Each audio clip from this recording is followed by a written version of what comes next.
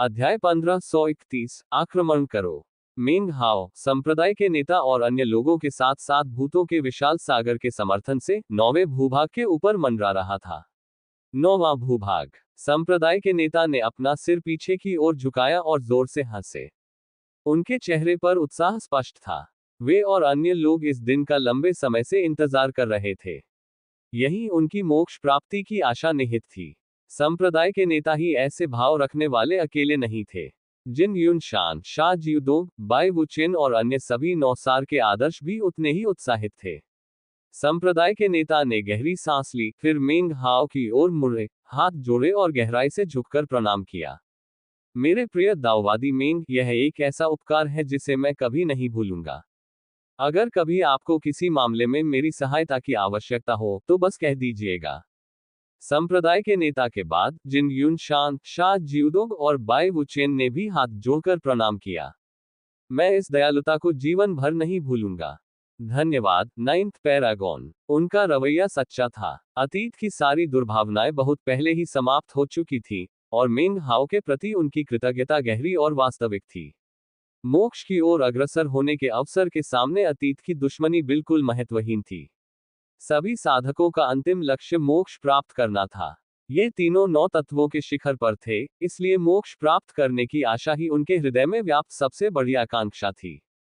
उन्हें ये जानने का कोई तरीका नहीं था कि वे सफल होंगे या नहीं, लेकिन जब तक थोड़ी सी भी उम्मीद थी, वे कोशिश करते रहेंगे। मेंग हाओ उनकी उत्तेजना और ईमानदारी को देख सकता था। उनके हृदय में लड़ने की कोई इच्छा नहीं थी, न ही कोई षड्यंत्र या योजना। 9वें भूभाग पर पहुंच जाने के कारण मोक्ष की आशा ने उन्हें उत्साहित और अत्यंत कृतज्ञ बना दिया था। मुस्कुराते हुए उन्होंने हाथ जोड़े और बदले में गहरा प्रणाम किया। उन्होंने कहा, हम सब यहाँ मोक्ष प्राप्ति के लिए आए हैं। हम सफल होंगे या नहीं, ये ईश्वर की इच्छा, हमारे सौभाग्य और हमारी तैयारियों पर निर्भर करेगा। मैं हार्दिक आशा करता हूं कि आप सभी साथी दाववादियों मोक्ष प्राप्ति में सफल हों और आप सभी एक महान दावपथ पर चलें। जिन युनशान ने गहरी सांस ली, अपनी आस्तीन झटक दी और फिर गरजती हुई आवाज में बोले, स्वर की इच्छा और सौभाग्य को भूल जाओ। हमारी सफलता हमारी अपनी तैयारियों पर निर्भर करेगी। साथी दाववादी मेंग, यदि मैं पारलौकिक अवस्था प्राप्त कर लेता हूं, तो मैं स्वयं अमर देव महाद्वीप और शैतान लोक महाद्वीप के साथ आपके द्वेष को निपटाने में आपकी मदद करूंगा। वास्तव में, यदि मैं पारलौकिक अवस्था प्राप्त नहीं भी करता हूं, तब भी मैं आपकी मदद करूंगा। संप्रदाय के नेता ने दिल खोलकर हंसा, फिर जिन युनशान के शब्दों को दोहराया, मुझे भी शामिल कर लो। मेरे साथी दाववादी मेंग, शा जियुदोंग ने कहा, चूंकि हम सैकड़ों वर्षों से मित्र हैं, तो मैं भी मदद करूंगा। इस भूभाग पर कदम रखते ही हमारे अतीत के सारे संघर्ष धुएं की तरह गायब हो गए, बाई वुचेन ने कोमल स्वर में कहा। साथी दाववादी मेंग, मैं आपकी मदद करना चाहती हूं, महोदय। मुझे घर लौटने का मौका देने के लिए धन्यवाद। अन्य सभी 9 एसेंस पैरागन हंसे और उन्होंने भी इसी तरह के बयान और वादे किए। मेंग हाओ भावुक हो गए। कुछ क्षणों की चुप्पी के बाद उन्होंने एक बार फिर हाथ जोड़कर उन्हें प्रणाम किया। साथी दाववादी मेंग, संप्रदाय के नेता ने कहा, चलो हम सब मिलकर पारलौकिक मंच की ओर चलें। हंसते हुए वह हवा में उड़ गया और उसके पीछे पीछे बाकी के परमपिता भी उड़ गए। हालांकि मेंग हाओ ने अपना सिर हिलाया। आप लोग मुझसे आगे क्यों नहीं चले जाते, साथी दाववादियों? पारलौकिक मंच पर जाने से पहले मुझे एक विशेष व्यक्ति को प्रणाम करना है। मेंग हाओ ने अपने असली उद्देश्य को छिपाने की कोई कोशिश नहीं की और उसके बोलने के बाद बाकी लोग एक पल के लिए सोच विचार करते हुए पीछे मुड़े। हालांकि मेंग हाओ ने भूतों के सागर को नियंत्रित करने की अपनी क्षमता का पूरी तरह से स्पष्टीकरण कभी नहीं दिया था, फिर भी वे लोग काफी समय पहले ही कुछ निष्कर्ष निकाल चुके थे। इसलिए वे सभी पूरी तरह समझ गए थे। उन्होंने उसे समझाने की कोई कोशिश नहीं की। अलविदा कहने के बाद समूह 9वें भूभाग के केंद्र की ओर और 9वें पारलौकिक मंच की ओर चल पड़ा। मेंग हाओ ने उन्हें जाते हुए देखा, फिर गहरी सांस ली। मोक्ष की ओर उसका मार्ग उनसे अलग था। हालांकि सर्वस्व उन्हें भी रोकने का प्रयास करेगा, लेकिन मेंग हाओ के मोक्ष के लिए वह जो कुछ भी करेगा, वह एक पोखर और सागर के अंतर के समान होगा। इसलिए मेंग हाओ को बहुत सावधान रहने की जरूरत थी। हालांकि वह इस 9वें भूभाग पर सर्वशक्तिमान ईश्वर की इच्छा का कोई आभास नहीं कर पा रहा था, फिर भी वह हर संभावना के लिए तैयार रहना चाहता था। इसलिए उसने निर्णय लिया कि सबसे अच्छा यही होगा कि वह उस व्यक्ति को श्रद्धांजलि अर्पित करे जिसने पहले भूभाग पर केवल एक शब्द से सर्वशक्तिमान ईश्वर की इच्छा को उसके जीवन में हस्तक्षेप करने से रोका था। कुलपति विशाल विस्तार, उसने धीरे से कहा। इतना कहते ही वह हरकत में आ गया और 9वें भूभाग के अंतिम छोर की ओर चल पड़ा, जहां विशाल सिंहासन स्थित था। जैसे जैसे दिन बीतते गए, सिंहासन और भी स्पष्ट और विशाल होता गया, और मेंग हाओ के हृदय में उमड़ती उत्तेजना की लहरें भी तीव्र होती गईं। एक समय ऐसा आया जब भूतों का समूह आगे बढ़ने का साहस नहीं कर पाया और अब उससे कुछ दूरी पर सिंहासन पर विराजमान व्यक्ति के सामने झुककर प्रतीक्षा कर रहा था। स्पष्टतः वह व्यक्ति मेंग हाओ से कहीं अधिक श्रेष्ठ था, क्योंकि वही इस स्थान का वास्तविक सम्राट था। मेंग हाओ के भीतर का कांसे का दीपक अभूतपूर्व चमक से जगमगा रहा था, जिससे वह लगभग प्रकाश से बना हुआ प्रतीत हो रहा था। जैसे जैसे वह सिंहासन के करीब पहुंचा, ये स्पष्ट हो गया कि इसे हरे संगमरमर की विशाल शिलाओं से तराशा गया था। ये लगभग एक पहाड़ जैसा दिखता था, मानो 9वें भूभाग के बिल्कुल छोर से उठ रहा हो, और उस पर विराजमान व्यक्ति किसी विशाल प्रतिमा जैसा प्रतीत होता था। हालांकि वह हाड़ मांस का इंसान नहीं था, फिर भी वह अविश्वसनीय रूप से सजीव प्रतीत होता था। दूर से भी उसके चेहरे के भाव स्पष्ट थे। वह भाव शोक और हानि से भरे थे। उसकी आंखों में यादों की एक चमक थी। ऐसा लग रहा था मानो वह कब्रिस्तान की सारी जमीनों को देख रहा हो और सोच रहा हो कि उसके पास बस एक ही चीज बची है, अतीत की यादें। वह अकेला लग रहा था, और जैसे जैसे मेंग हाओ उसके पास पहुंचा, यह एहसास उसके मन में भी घर कर गया। वह प्रतिमा से लगभग 3000 मीटर की दूरी पर रुक गया, जहां उसने ऊपर की ओर देखा, कुछ देर तक उसका अध्ययन किया और अंत में हाथ जोड़कर गहरा प्रणाम किया। तांबे का दर्पण अपने आप उड़ गया और उसके भीतर एक तोता प्रकट हुआ। मूर्ति को देखते हुए वह असामान्य रूप से शांत था। मूर्ति के ऊपर से उड़ते हुए और उसके चारों ओर कुछ चक्कर लगाते हुए वह बीते समय के बारे में सोच रहा था। उसकी आंखों में उदासी स्पष्ट झलक रही थी। मेंग हाओ देखता रहा। उसके भीतर का कांसे का दीपक पहले से कहीं अधिक चमक रहा था, जिससे मेंग हाओ एक चकाचौंध भरे सूरज की तरह लग रहा था। अचानक मूर्ति की दृष्टि बदल गई। दूर कहीं देखने के बजाय ऐसा लग रहा था मानो वह अब मेंग हाओ को देख रहा हो। उसकी आंखों में शोक की जगह दया भाव आ गया था। शायद यह महज मेंग हाओ की कल्पना थी। खैर, उसने एक बार फिर झुककर प्रणाम किया और फिर धीमी आवाज में बोलने लगा। जूनियर पैट्रियार्क वास्ट एक्सपेंस को शुभकामनाएं देता है।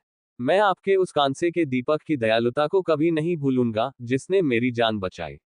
उस तांबे के दर्पण के लिए भी धन्यवाद, जो मेरे जीवन भर मेरे साथ रहा है। मैं यहाँ मोक्ष प्राप्ति का प्रयास करने आया हूँ। कुलपति जी, मैं आपसे निवेदन करता हूँ कि आप धर्म रक्षक के रूप में कार्य करें। कुछ देर बाद उसने मूर्ति की ओर देखा। कुछ पल तक उसे ध्यान से निहारने के बाद उसकी आंखों में दृढ़ निश्चय भर गया। उस क्षण से उसके हृदय में जरा भी संशय नहीं था। वह आध्यात्मिक मंच पर नहीं जाएगा। वह वेदी संप्रदाय के नेता और अन्य लोगों के लिए उपयोगी हो सकती थी, लेकिन मेंग हाओ ने बहुत पहले ही एक अलग रास्ता चुन लिया था। उसे पारलौकिक मंच की आवश्यकता नहीं थी, उसे इस 9वें भूभाग की आवश्यकता थी। एक ऐसी जगह जहां सर्वशक्तिमान का कोई हस्तक्षेप न हो, या कम से कम ऐसा करना उसके लिए बहुत कठिन हो। मेंग हाओ ने गहरी सांस ली और पालथी मारकर बैठ गया। अप्रत्याशित रूप से उसने सर्वोच्च लोक पारलौकिकता को प्राप्त करने के प्रयास हेतु मूर्ति और सिंहासन के ठीक सामने इसी स्थान को चुना था। पारलौकिकता को दाओसोस के नाम से भी जाना जाता था। यह वह चीज थी जिसकी अनगिनत शक्तिशाली विशेषज्ञ अपने सपनों में कामना करते थे। हालांकि इसे प्राप्त करने वाले लोगों की संख्या नगण्य थी। प्राचीन काल से लेकर आज तक केवल 3 लोग ही स्वर्ग के तारों भरे आकाश में वास्तव में सफल हुए हैं। मेंग हाओ चुपचाप पैर मोड़कर बैठा था और उसकी आंखें चमक रही थीं। कुछ क्षण बाद उसने अपना दाहिना हाथ बढ़ाया और एक लकड़ी की मूर्ति प्रकट हुई, जो कि नोवा हेक्स थी। उसने मूर्ति को अपने सामने फैलाया और अपनी दांव आंख खोलकर शक्तिशाली दिव्य चेतना प्रवाहित की। दिव्य चेतना ने मूर्ति को घेर लिया, जिसके परिणामस्वरूप मूर्ति मेंग हाओ के सामने हवा में तैरने लगी और फिर धीरे धीरे विलीन होने लगी। मेंग हाओ ने अपना सारा ध्यान उस लकड़ी की मूर्ति में लगा दिया, बाहरी दुनिया से सारे संबंध तोड़ दिए। उसने अपनी सारी इंद्रियों को सुलगा दिया और पूरी तरह से मूर्ति पर ध्यान केंद्रित किया। धीरे धीरे एक भयावह आभा उठने लगी। नौवां भूभाग कांपने लगा और उसी समय कब्रिस्तान के बाहर स्थित स्वर्ग का तारों भरा आकाश लहरों से भर गया, क्योंकि एक क्रोधित दहाड़ गूंज उठी।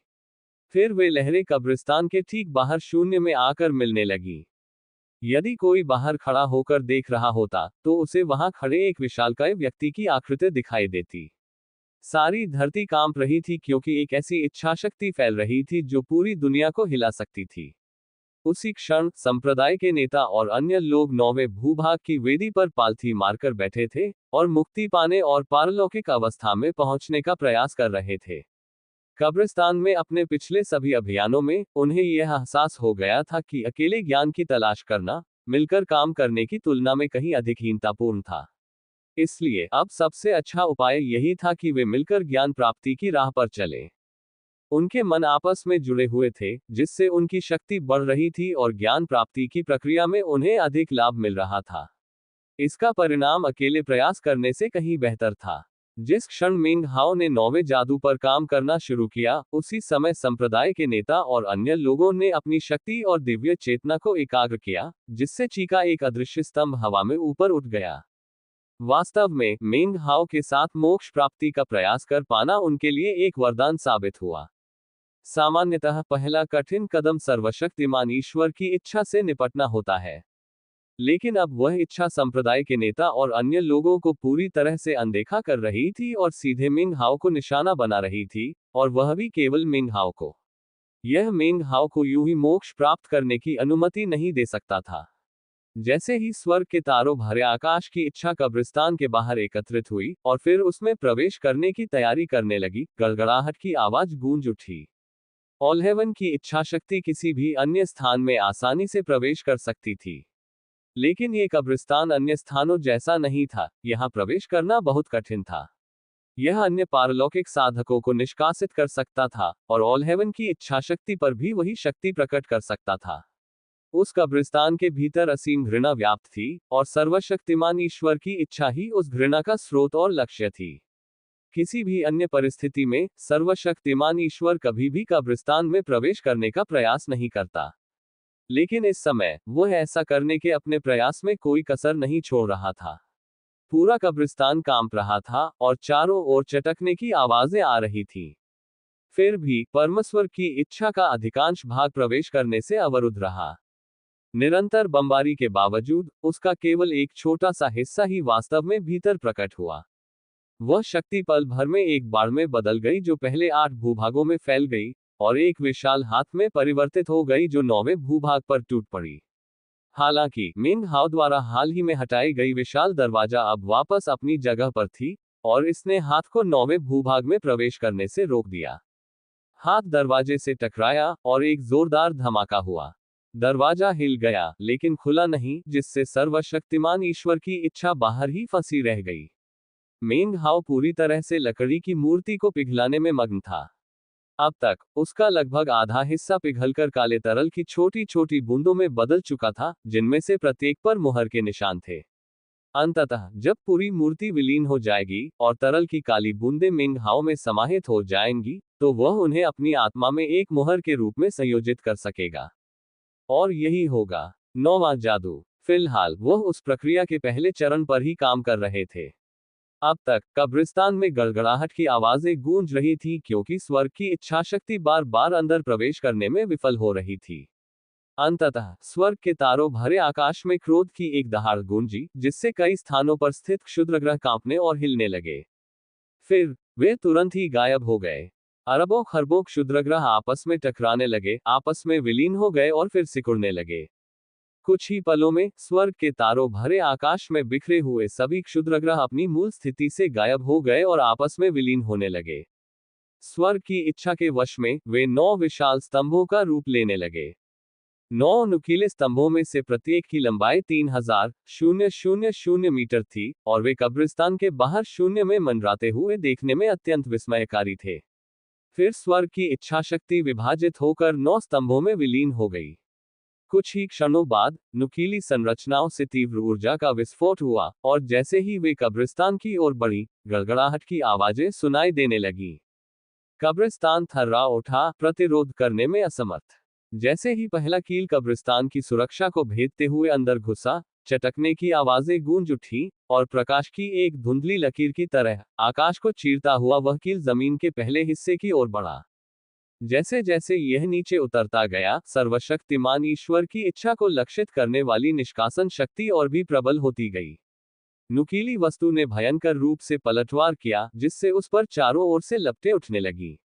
जल्द ही यह टूटने और सिकुड़ने लगा, यहां तक कि यह केवल 300,000 मीटर लंबा रह गया और अब नुकीला नहीं रहा। अंत में यह केवल एक विशालकाय क्षुद्रग्रह था जो पहली भूभाग की ओर तेजी से गिर रहा था। जब यह जमीन से टकराया तो सब कुछ हिल गया और बड़ी बड़ी दरारें फैल गईं।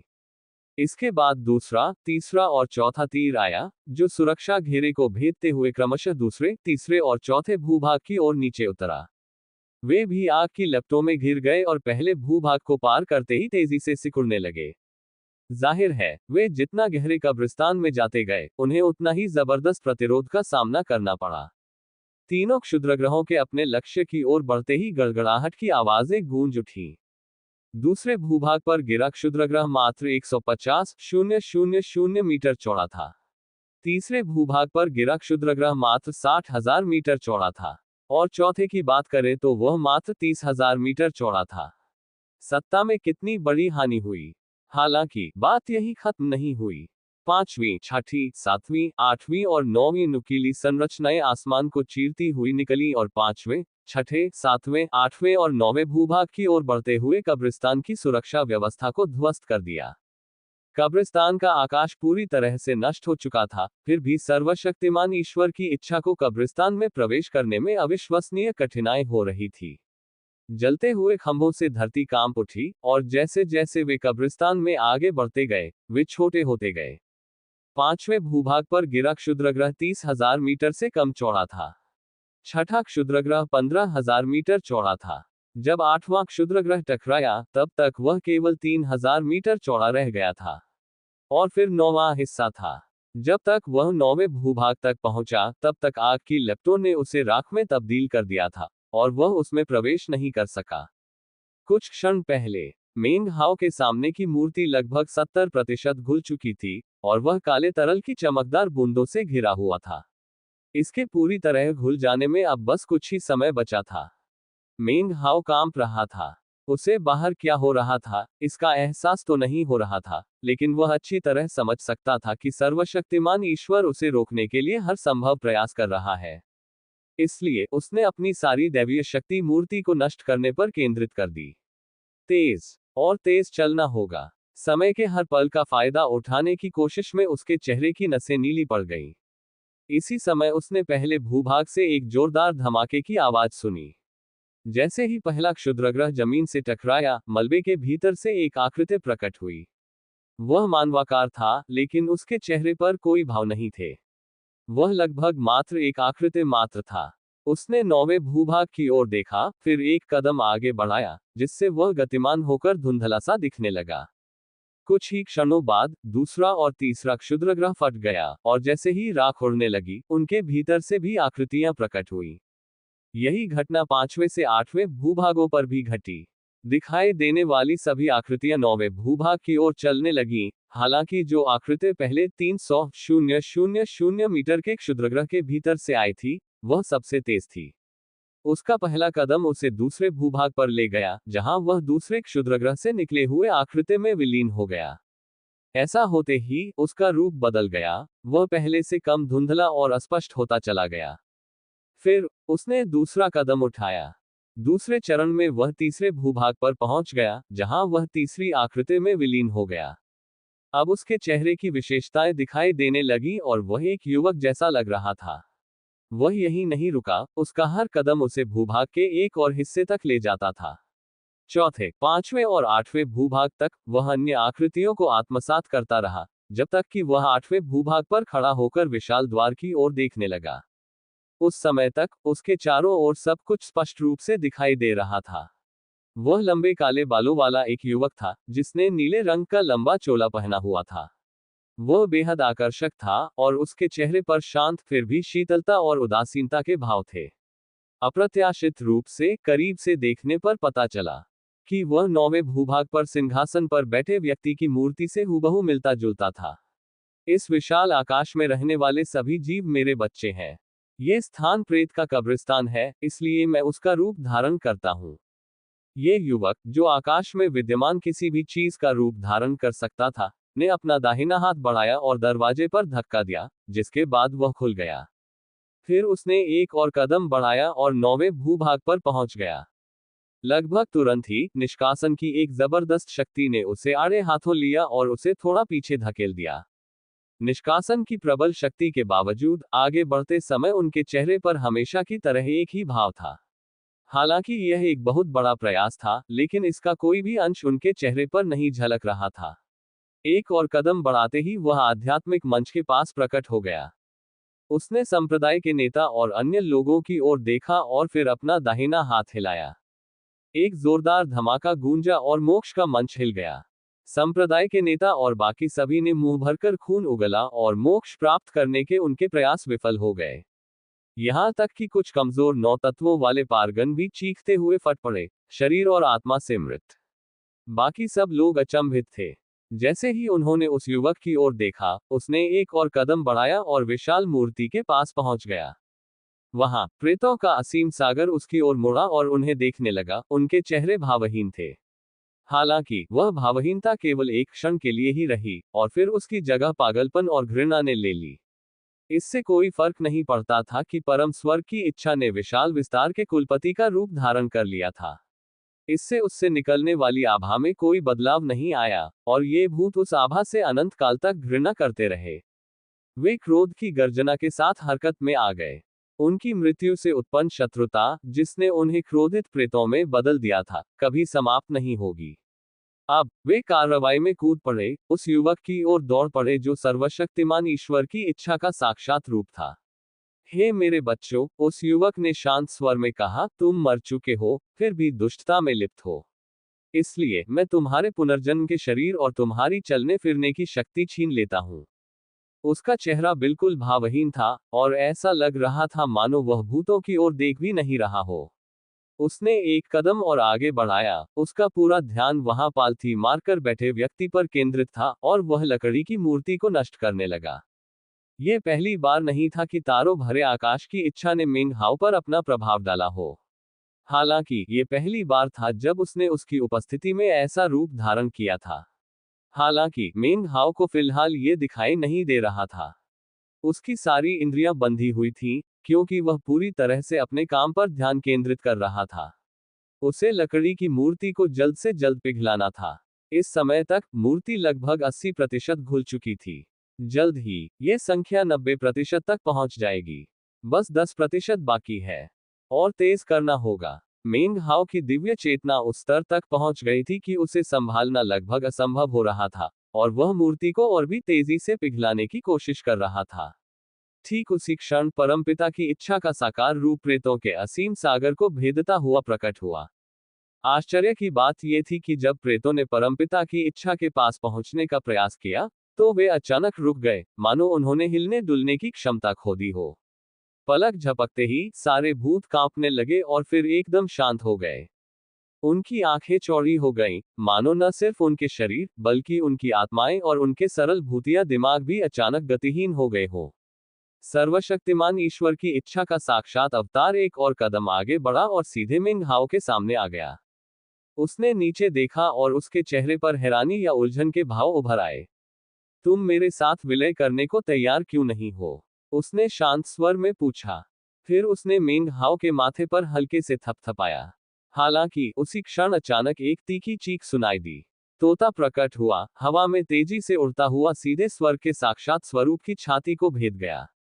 वह साकार प्राणी एक क्षण के लिए रुका, और फिर मिंग हाओ की ओर अपनी उंगली बढ़ाने के लिए तैयार हुआ।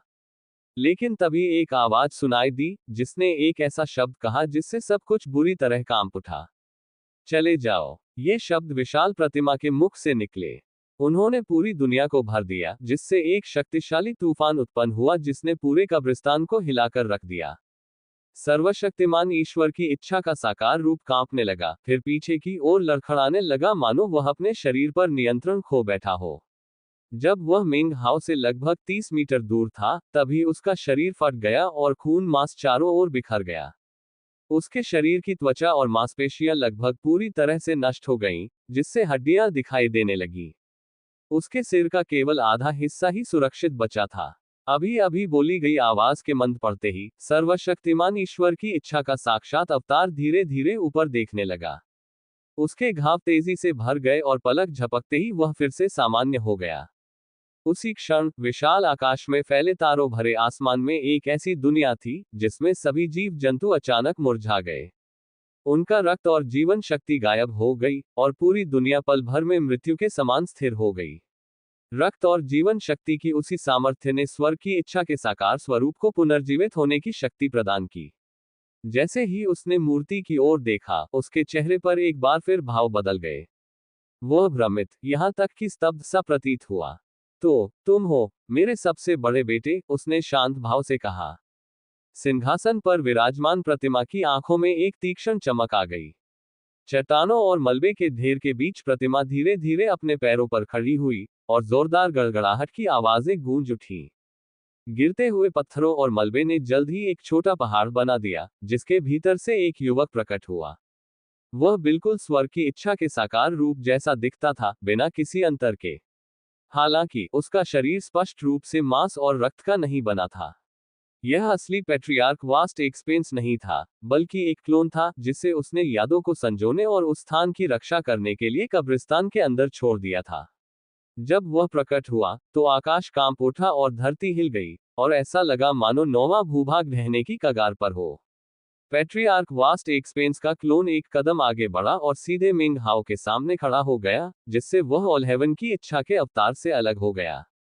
वह कुछ नहीं बोला, न ही उसके चेहरे पर कोई भाव परिवर्तन आया। उसने अपनी दाहिनी आस्तीन आगे की ओर लहराए, और एक ऐसी आभा निकली जो अमर और प्रेत दोनों जैसी प्रतीत होती थी, पर न तो अमर थी और न ही प्रेत। एक काला कोहरा उठा, जो अनगिनत भयानक प्रेतों से भरा हुआ था। इसने तुरंत ही परमेश्वर के स्वरूप को घेर लिया। उस साक्षात स्वरूप ने अपनी दाहिनी उंगली हिलाई, जिससे संसार के प्राकृतिक और जादुई नियम आपस में जुड़ गए। फिर एक असीम, अवर्णनीय इच्छा शक्ति प्रकट हुई। इस समय परमेश्वर के अवतार ने कहा, मेरे सामने इस विशाल विस्तार में मौजूद सभी शक्तियां या तो छीन ली जाएंगी या समाहित हो जाएंगी। काले कोहरे में मौजूद दुष्ट प्रेत कांपने लगे, फिर धीरे धीरे गायब हो गए, मानो उनका अस्तित्व ही मिट गया हो। हालांकि पूरी तरह से मिट जाने से ठीक पहले पैट्रियार्क वास्ट एक्सपेंस के क्लोन ने एक ठंडी सी आवाज निकाली। पल भर में काला कोहरा अपने आप में समा गया और भयानक भूत आपस में मिलकर एक विशाल, विस्मयकारी भूत बन गए। उसकी त्वचा काली धुंध से ढकी हुई थी और वह किसी दुष्ट आत्मा की तरह दिख रहा था। सबसे चौंकाने वाली बात यह थी कि वह कमर से झुका हुआ था, जिससे वह लगभग कुबड़ा लग रहा था। हैरानी की बात यह थी कि इसका कारण यह था कि वह अपने कंधों पर पूरी दुनिया का बोझ ढो रहा था। असंख्य इमारतें दिखाई दे रही थीं, जो यमराज के महलों जैसी लग रही थीं। भूत के हाथ पैर अनगिनत काली जंजीरों से जकड़े हुए थे। भूत दहाड़ा और उसकी पीठ पर सवार दुनिया से प्राकृतिक शक्ति का विस्फोट हुआ। वह शक्ति ऐसी थी जिसे परम स्वर्ग का अवतार भी छीन नहीं सकता था।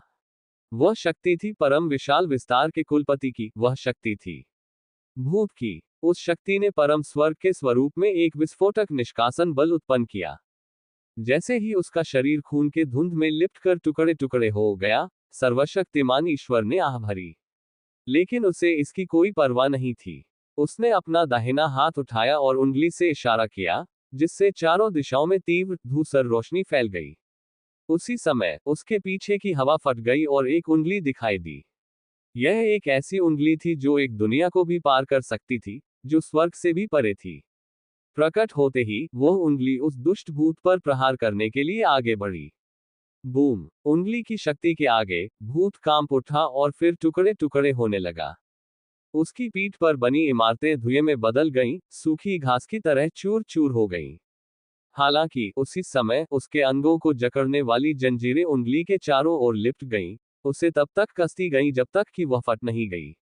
जाहिर तौर पर दोनों मुकाबले बराबरी के थे। जैसे ही विस्फोट की आवाज गूंजी, साक्षात मानव और उसका प्रतिरूप एक दूसरे से दूर पीछे की ओर लड़खड़ा गए। पैट्रियार्क वास्ट एक्सपेंस के क्लोन ने धीरे से ऊपर देखा और कर्कश और प्राचीन आवाज में कहा, तुम इस बच्चे को मुझसे दूर नहीं ले जा सकते। उससे एक शक्तिशाली दबाव फैल गया, जिसने तुरंत ही सर्वशक्तिमान ईश्वर की इच्छा को कुचलना शुरू कर दिया। इससे कोई फर्क नहीं पड़ता था कि वह अवतार पूरे स्वर्ग के तारों भरे आकाश का प्रतिनिधित्व करता था। पैट्रियार्क वास्ट एक्सपेंस के क्लोन ने उससे जरा भी डर नहीं दिखाया। ऑलहेवन के अवतार ने पैट्रियार्क वास्ट एक्सपेंस के क्लोन को भावहीन ढंग से देखा और फिर कहा, ओह मेरे बड़े बेटे, तुम तो पहले ही जा चुके हो, अब इतना आसक्त रहने की क्या आवश्यकता है। इतना कहकर उसने अपना दाहिना हाथ आगे बढ़ाया और उंगली से इशारा किया। शक्ति, उसने कहा। पल भर में उससे विस्फोटक शक्ति निकली और एक विशाल जादुई प्रतीक में बदल गई, जो स्वयं और भी कई जादुई प्रतीकों से ढका हुआ था। यह प्रतीक विशाल आकाश में शक्ति के दांव के प्राकृतिक नियम का प्रतिनिधित्व करता था। यह ऐसा काम था जो 9 तत्वों के साधक भी नहीं कर सकते थे। यह जादुई प्रतीकों से बना एक जादुई प्रतीक था, और जैसे ही यह प्रकट हुआ, इसने मिंग हाओ और पैट्रियार्क वास्ट एक्सपेंस के क्लोन पर हमला कर दिया। इस क्षण ऑलहेवन के तारों भरे आकाश में शक्ति से संबंधित सभी जादुई नियम अचानक लुप्त हो गए। वे कमजोर होकर एक विशाल जादुई प्रतीक में तब्दील हो गए जो इस समय आक्रमण कर रहा था। पैट्रियार्क वास्ट एक्सपेंस का क्लोन चमकती आंखों से देख रहा था। उसने अचानक अपने दाहिने हाथ से एक मंत्रोच्चार का संकेत किया, जिससे उसका पूरा हाथ गायब हो गया। न तो खून, न मांस, न ही कोई हड्डी, केवल एक प्रेतवादित भुजा दिखाई दे रही थी। ये काला नहीं था, बल्कि बहुरंगी था, और इससे एक दाव दिव्य ऊर्जा का उत्सर्जन हो रहा था। एक व्यक्तिगत दाव जो तब प्राप्त होता है जब कोई सार तत्व बन जाता है। यह पैट्रियार्क वास्ट एक्सपेंस का भूतिया मार्ग था। जब उसका हाथ जादुई प्रतीक के संपर्क में आया, तो आकाश कांप उठा और धरती हिल गई। एक तीव्र आघात तरंग उत्पन्न हुई, जिससे धरती फट गई और फट गई, और पूरा कब्रिस्तान हिल गया। इस समय तक मिंग हाओ के सामने की मूर्ति 90% तक घुल चुकी थी। शेष 10% भी तेजी से पिघलता रहा। जल्द ही 94% घुल गया, फिर 97, 98 और अंत में 100%। वह पूरी तरह से घुल गया और मूर्ति का कोई अस्तित्व नहीं रहा। अब वह केवल 100 बूंदों के काले तरल के रूप में मौजूद था, न इससे अधिक, न इससे कम। ठीक उसी क्षण मिंग हाओ की इंद्रियां, जो पूरी तरह से बंद थीं, अचानक खुल गईं। ऑलहेवन की इच्छा से उत्पन्न भयानक उतार चढ़ाव के बावजूद उसकी आंखें चमक रही थीं। चाहे वह इच्छा उसे कितना भी मारना चाहती हो, पैट्रियार्क वास्ट एक्सपेंस के क्लोन ने इसे असंभव बना दिया था। अब वह तीव्र क्रोध और रोष से भरा हुआ था, जो केवल मिंग हाओ की उपस्थिति से ही उत्पन्न हो सकता था। मिंग हाओ ने गहरी सांस ली, और जैसे ही उसने ऐसा किया, काले तरल की 100 बूंदें प्रकाश की किरणों में बदल गईं, जो सीधे उसके माथे पर जा लगी। उसके दिमाग में गरजते बादलों जैसी आवाजें गूंज रही थीं, मानो 100 काली बिजली की किरणें उसके सिर पर गिर रही हो। जब आखिरी कण उसके माथे में समाहित हो गया और अंतिम गर्जना गूंजी, तो उसकी चेतना के सागर में एक ऐसी शक्ति जागृत हुई जो स्वर्ग का अंत कर सकती थी और पृथ्वी को कुचल सकती थी।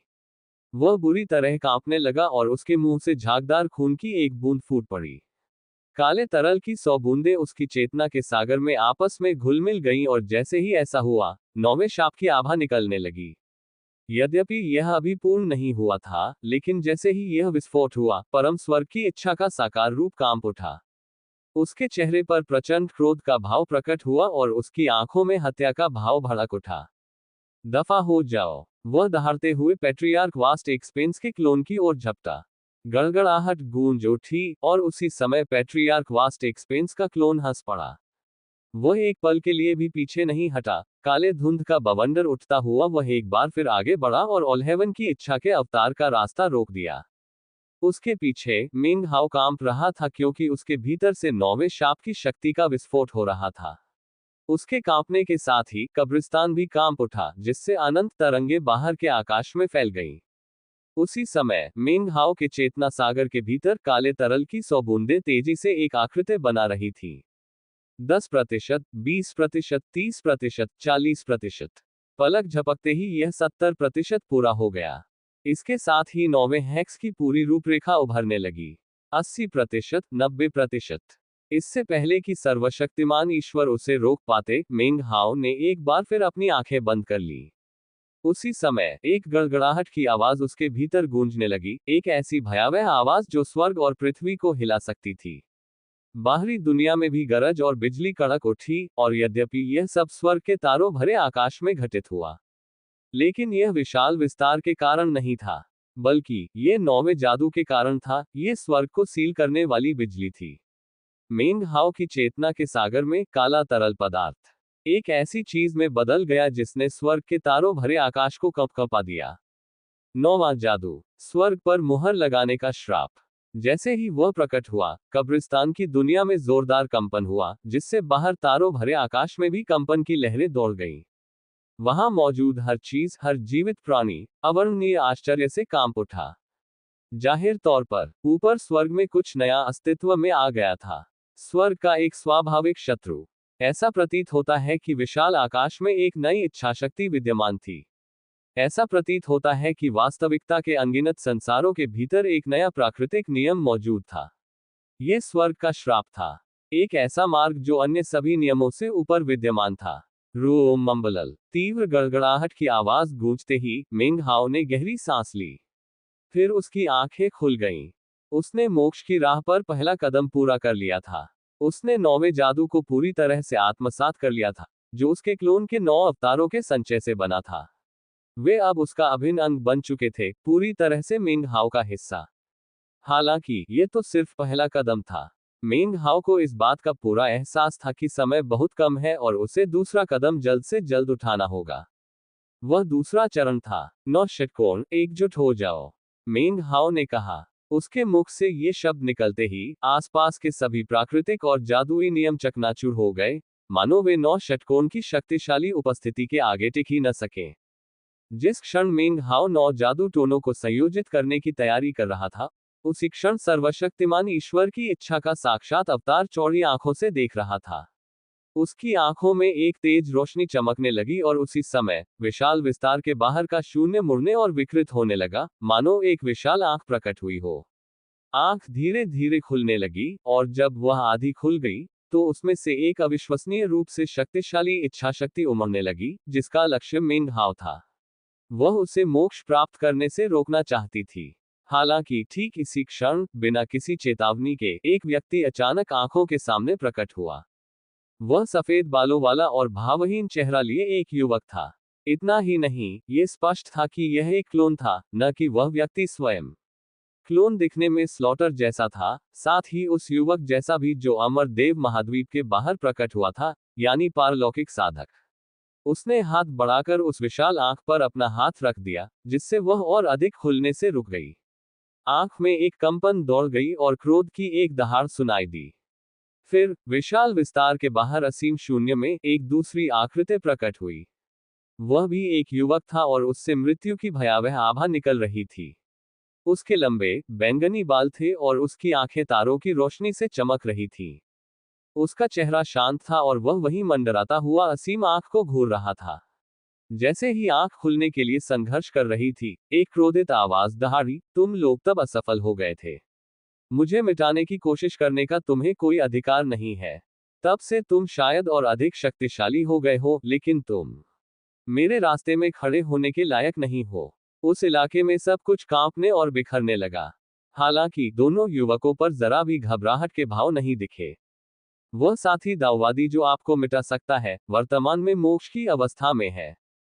हमने भले ही अपनी योग्यता खो दी हो, लेकिन हम अब भी आपको हस्तक्षेप करने से रोक सकते हैं। आंख आधी खुली रही, उसके भीतर रहस्यमय प्रकाश झिलमिला रहा था। इसी बीच कब्रिस्तान में सर्वशक्तिमान ईश्वर की इच्छा के साक्षात अवतार ने अपने दांत भींच लिए।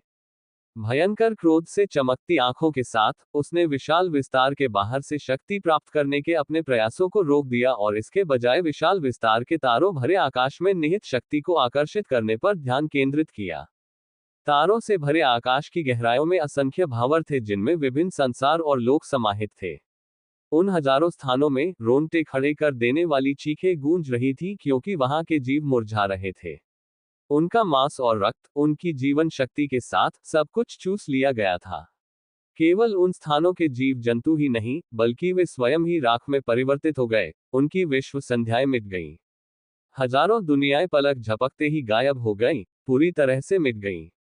यहां तक कि स्वर्ग के तारों भरे आकाश की सीमा के पास के पूरे क्षेत्र भी ऐसे सूख गए मानो वे मर गए हों।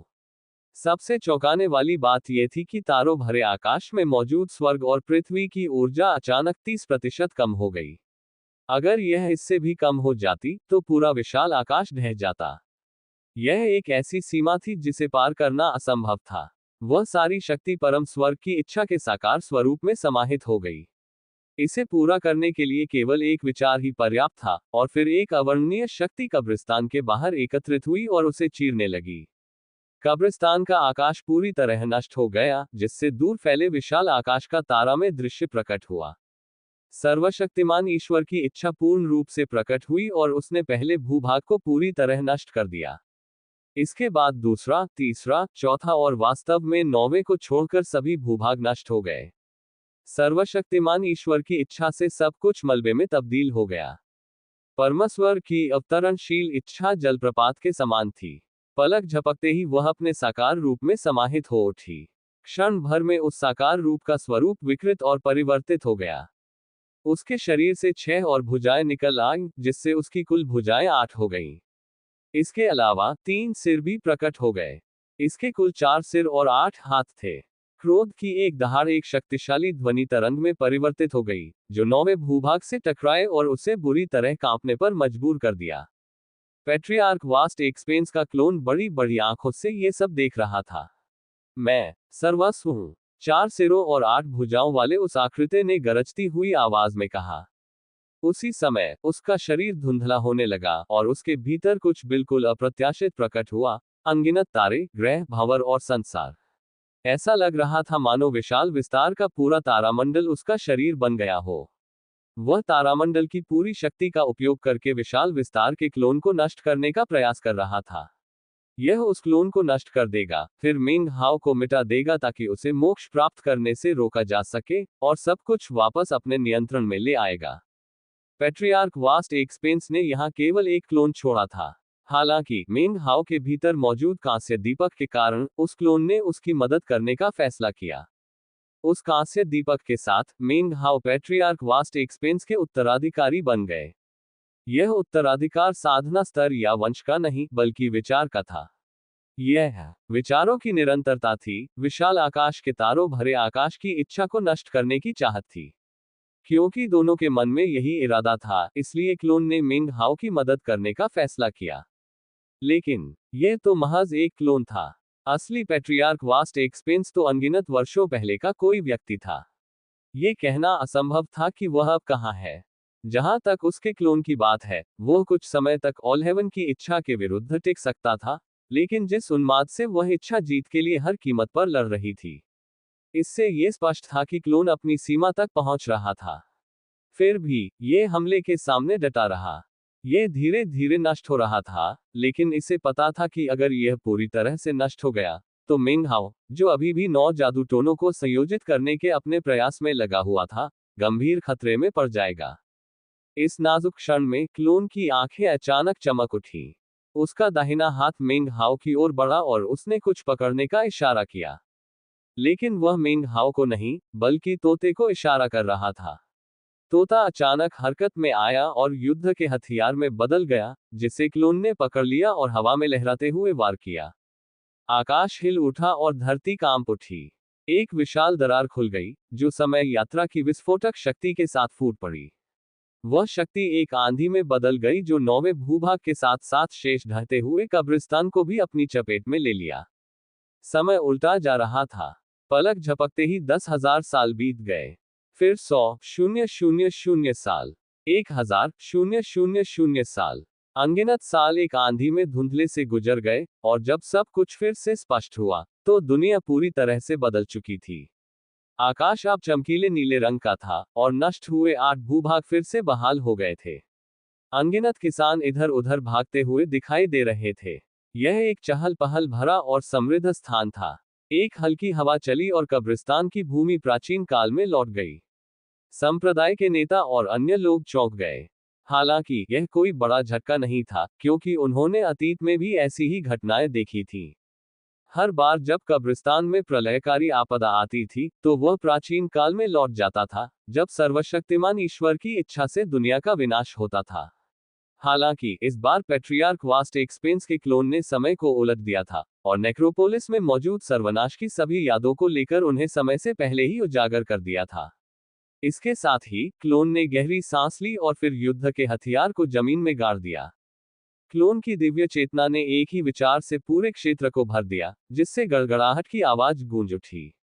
और वह विचार था, विशाल आकाश के तारों भरे आसमान को नष्ट कर दो। पलक झपकते ही धरती पर मौजूद असंख्य साधक और अन्य जीव पालथी मारकर बैठ गए और अपनी दिव्य चेतना को एक विशाल लहर में समेट लिया। फिर वह लहर एक आंधी की तरह उमड़ पड़ी और 8 भुजाओं और 4 सिरों वाले सर्वशक्तिमान ईश्वर की इच्छा के साक्षात स्वरूप से टकरा उठी। तुम विशाल आकाश के संपूर्ण तारों की जीवन शक्ति का उपयोग करोगे। ठीक है, मैं जादू का उपयोग करके अतीत में जाऊंगा और अपने लोगों की शक्ति से पलटवार करूंगा। यह एक ऐसी जादुई तकनीक थी जो अधिकांश साधकों की समझ से परे थी। हालांकि जिस क्षेत्र में कुलपति विशाल विस्तार स्थित थे, उसे देखते हुए समय और स्थान को दिव्य क्षमताओं और महान दावों में ढाला जा सकता था। परम स्वर्ग की इच्छा का प्रतीक, 4 सिरों और 8 भुजाओं वाला वह साक्षात रूप अपनी चमकीली लाल आंखों से घूर रहा था। फिर उसने अपनी भुजाएं लहराई और आंधी से लड़ने के लिए गरजती बिजली की लहरें छोड़ी। हवा में गड़गड़ाहट गूंज उठी और उसी समय मेंग हाओ से धड़धड़ाहट की आवाजें निकलने लगी, क्योंकि उसकी ऊर्जा विस्फोटित हो गई थी, जो उसके जादुई मंत्रों को संयोजित करने की प्रक्रिया का परिणाम था। पहला जादू, उसने अपनी आस्तीन लहराई और आरंभ अंत जादू प्रकट हुआ। ये जादू टोने की श्रृंखला की शुरुआत थी और मेंग हाओ द्वारा रची गई पहेली का अंतिम टुकड़ा भी। उसने इसे स्वयं नहीं बनाया था, बल्कि शुई डोंगलियू की विरासत के माध्यम से प्राप्त किया था, जो स्वयं पैरागॉन 9 सील्स की इच्छा के एक अंश से निर्मित हुआ था। इसे आत्मसात करने के बाद यह मेंग हाओ का पहला जादू बन गया। जैसे ही जादू प्रकट हुआ, उसकी आंखें चमक उठी और उसी समय उसके माथे पर प्रकाश का एक बिंदु चमकने लगा। ऐसा होते ही सर्वशक्तिमान ईश्वर के अवतार की आंखों की लालिमा और भी तीव्र हो गई। फिर मेंग हाओ की आंखों में चमक आ गई और उसने मंत्रोच्चार का इशारा किया। वह अपनी शक्ति को प्रकट कर रहा था। दूसरा जादू, वास्तविक अवास्तविक जादू टोना। अवास्तविक में वास्तविक को खोजना, अवास्तविक को वास्तविक बनाना। मेंग हाओ के माथे पर प्रकाश का एक दूसरा बिंदु प्रकट हुआ। पहली नजर में यह एक भ्रम जैसा लग रहा था, लेकिन बारीकी से देखने पर पता चला कि यह वास्तविक था। ऐसा प्रतीत होता था कि यह मन को भी अवशोषित करने में सक्षम है। यह दूसरा जादू था। मेंग हाओ ने गहरी सांस ली। पैट्रियार्क वास्ट एक्सपेंस के क्लोन के जादू की बदौलत मेंग हाओ वास्तव में एक प्राचीन युग में खड़ा था, हालांकि चीजें पहले जैसी ही दिख रही थी। आसमान नीला था और जमीन हरे चूना पत्थर से ढकी हुई थी। हवा आध्यात्मिक ऊर्जा से भरी हुई थी। दूर से आकाश में इंद्रधनुष दिखाई दे रहे थे। वहीं पैट्रियार्क वास्ट एक्सपेंस के क्लोन की बात करें तो वह अपने क्षेत्र के सभी साधकों की दिव्य चेतना को एकत्रित कर रहा था और उसे सर्वशक्तिमान ईश्वर की इच्छा के साकार रूप पर प्रहार कर रहा था। तीसरा जादू, मेंग हाओ के हाथों ने दोनों हाथों से मंत्रोच्चार का इशारा किया और गड़गड़ाहट की आवाजें आकाश और पृथ्वी में गूंज उठी। तीसरा जादू वर्तमान प्राचीन जादू था और प्रकट होते ही ये तुरंत दुनिया की वर्तमान स्थिति के साथ सामंजस्य स्थापित कर लिया। एक प्रतिध्वनि उत्पन्न हुई, जो इस तथ्य को देखते हुए स्वाभाविक थी कि मेंग हाओ प्राचीन काल से घिरा हुआ था, जबकि वह स्वयं वर्तमान से था। वर्तमान और प्राचीन एक साथ विद्यमान थे, जिसके कारण वर्तमान प्राचीन जादू के प्रकट होने के साथ ही समय की शक्ति भी फैल गई। उसी समय मेंग हाओ के माथे पर प्रकाश का एक तीसरा बिंदु प्रकट हुआ। प्रकाश के 3 बिंदु तेजी से चमक उठे और मेंग हाओ की ऊर्जा लगातार बढ़ती गई। बिना एक पल भी रुके उसने अपने दोनों हाथ आगे की ओर लहराए। चौथा जादू। चौथा हेक्स पहले 8 हेक्स में सबसे शक्तिशाली था। इसे सेल्फ हेक्स कहा जाता था और ये लगभग अनंत क्लोन बना सकता था, जो एक पूरी दुनिया को भरने के लिए पर्याप्त थे। जैसे ही यह प्रकट हुआ, मेंग हाओ तुरंत अपने अनगिनत अलग अलग रूपों से घिर गया। उनमें से एक आकृति को देखते ही मेंग हाओ का दिमाग चकरा गया। वह था लिटिल ट्रेजर। दुर्भाग्यवश अभी इस मामले पर विचार करने का समय नहीं था। मेंग हाओ ने तुरंत नजरें हटा ली और 5वें शाप को सक्रिय करने के लिए मंत्रोच्चार करने की तैयारी की। हालांकि ठीक उसी क्षण एक जबरदस्त बल ने उसे घेर लिया। वह बुरी तरह कांप उठा और उसके मुंह से खून निकल आया, साथ ही उसे पीछे की ओर धकेल दिया गया। उसी समय पैट्रियार्क वास्ट एक्सपेंस का क्लोन फट गया। जैसे ही वह फिर से बनने वाला था, ऑल हेवन की इच्छा के 4 सिरों और 8 भुजाओं वाले अवतार ने अपनी आस्तीन हिलाई, जिससे ये प्रक्रिया तुरंत धीमी हो गई। ऑल हेवन का अवतार इतने घावों से भरा हुआ था कि वह मांस और खून के ढेर जैसा लग रहा था, फिर भी वह तुरंत मिंग हाओ की ओर दौड़ा। जैसे ही उसने हरकत की, उस भूभाग पर मौजूद असंख्य जीवों की दिव्य चेतना ने एक अवरोध उत्पन्न कर दिया, जिससे एक बार फिर उस अवतार के लिए मिंग हाओ तक पहुंचना असंभव हो गया। दफा हो जाओ, वह दहाड़ा, अपनी कई भुजाओं को लहराते हुए अवरोध के खिलाफ जबरदस्त बल लगाते हुए, जिसके परिणामस्वरूप अवरोध परत दर परत ढहने लगा। मिंग हाओ की आंखें लाल हो गई थी और वह पीछे हटते हुए एक बार फिर मंत्रोच्चार का इशारा कर रहा था। पांचवा जादू अंदर बाहर का जादू था। जैसे ही यह प्रकट हुआ, एक निष्कासन शक्ति का विस्फोट हुआ, जिससे मिंग हाओ के सामने एक ब्लैक होल बन गया। वह ब्लैक होल तेजी से घूमने लगा और सिकुड़ता चला गया, यहां तक कि वह मिंग हाओ के माथे पर 5वां बिंदु प्रकाश बन गया। उस समय तक परमस्वर्ग का स्वरूप लगभग पूरी तरह से अवरोध को तोड़ चुका था। दिव्य चेतना की असंख्य धाराएं पतन के कगार पर थीं। मिंग हाओ पीछे हटता रहा। छठा हैक्स, जीवन मृत्यु का जादू टोना। 7वां जादू, कर्मिक शाप। 8वां हैक्स, शरीर मन का जादू टोना। जब मिंग हाओ के हाथों से वे तीनों जादुई शक्तियां निकली, तो आकाश और पृथ्वी में चमकीले रंग की रोशनी चमक उठी और भीषण हवाएं चलने लगी। सब कुछ बुरी तरह हिल गया। ठीक उसी क्षण परमस्वर्ग के अवतार ने संसार के सभी प्राणियों की दिव्य चेतना को नष्ट कर दिया। फिर वह तेजी से आगे बढ़कर सीधे मिंग हाओ के सामने प्रकट हो गया। जैसे ही उसने मिंग हाओ को मिटाने के लिए अपना हाथ बढ़ाया, उससे निकलने वाले दबाव के कारण मिंग हाओ का दिमाग चकरा गया। हालांकि उस दबाव के बावजूद मिंग हाओ की आंखें चमक उठी और उसने अपना 9वां जादू चला दिया। 9वां जादू, स्वर्ग के शाप को सील करो। एक परम शक्ति अवतरित हुई, असीम प्रभुत्व वाली कोई शक्ति। यह एक ऐसी शक्ति थी जिसने कहा, यदि मैं तुम्हारी आंखें खुलवाना चाहती हूं, तो वे बंद नहीं होनी चाहिए। यदि मैं उन्हें बंद करवाना चाहती हूं, तो वे खुलनी ही नहीं चाहिए। जो मैं चाहता हूं, स्वर्ग में उसकी कोई कमी नहीं होगी। जो मैं नहीं चाहता, वह स्वर्ग में होना ही नहीं चाहिए। दूर हो जाओ। मिंग हाओ दहाड़ा। 9वें जादू से एक ऐसी शक्ति फूट पड़ी जो स्वर्ग के तारों भरे आकाश से नहीं आई थी, मानो एक पागल हवा ने स्वर्ग की इच्छा के साक्षात स्वरूप पर प्रहार कर दिया हो। जैसे ही वह शक्ति आक्रमणकारी बल में परिवर्तित हुई, संसार कांप उठा। मिंग हाओ और सर्वस्व का अवतार दोनों ही पीछे की ओर धकेल दिए गए, जिनके चेहरे पर भय के भाव थे। हालांकि उनकी आंखों में तीव्र हत्या का इरादा भी झलक रहा था।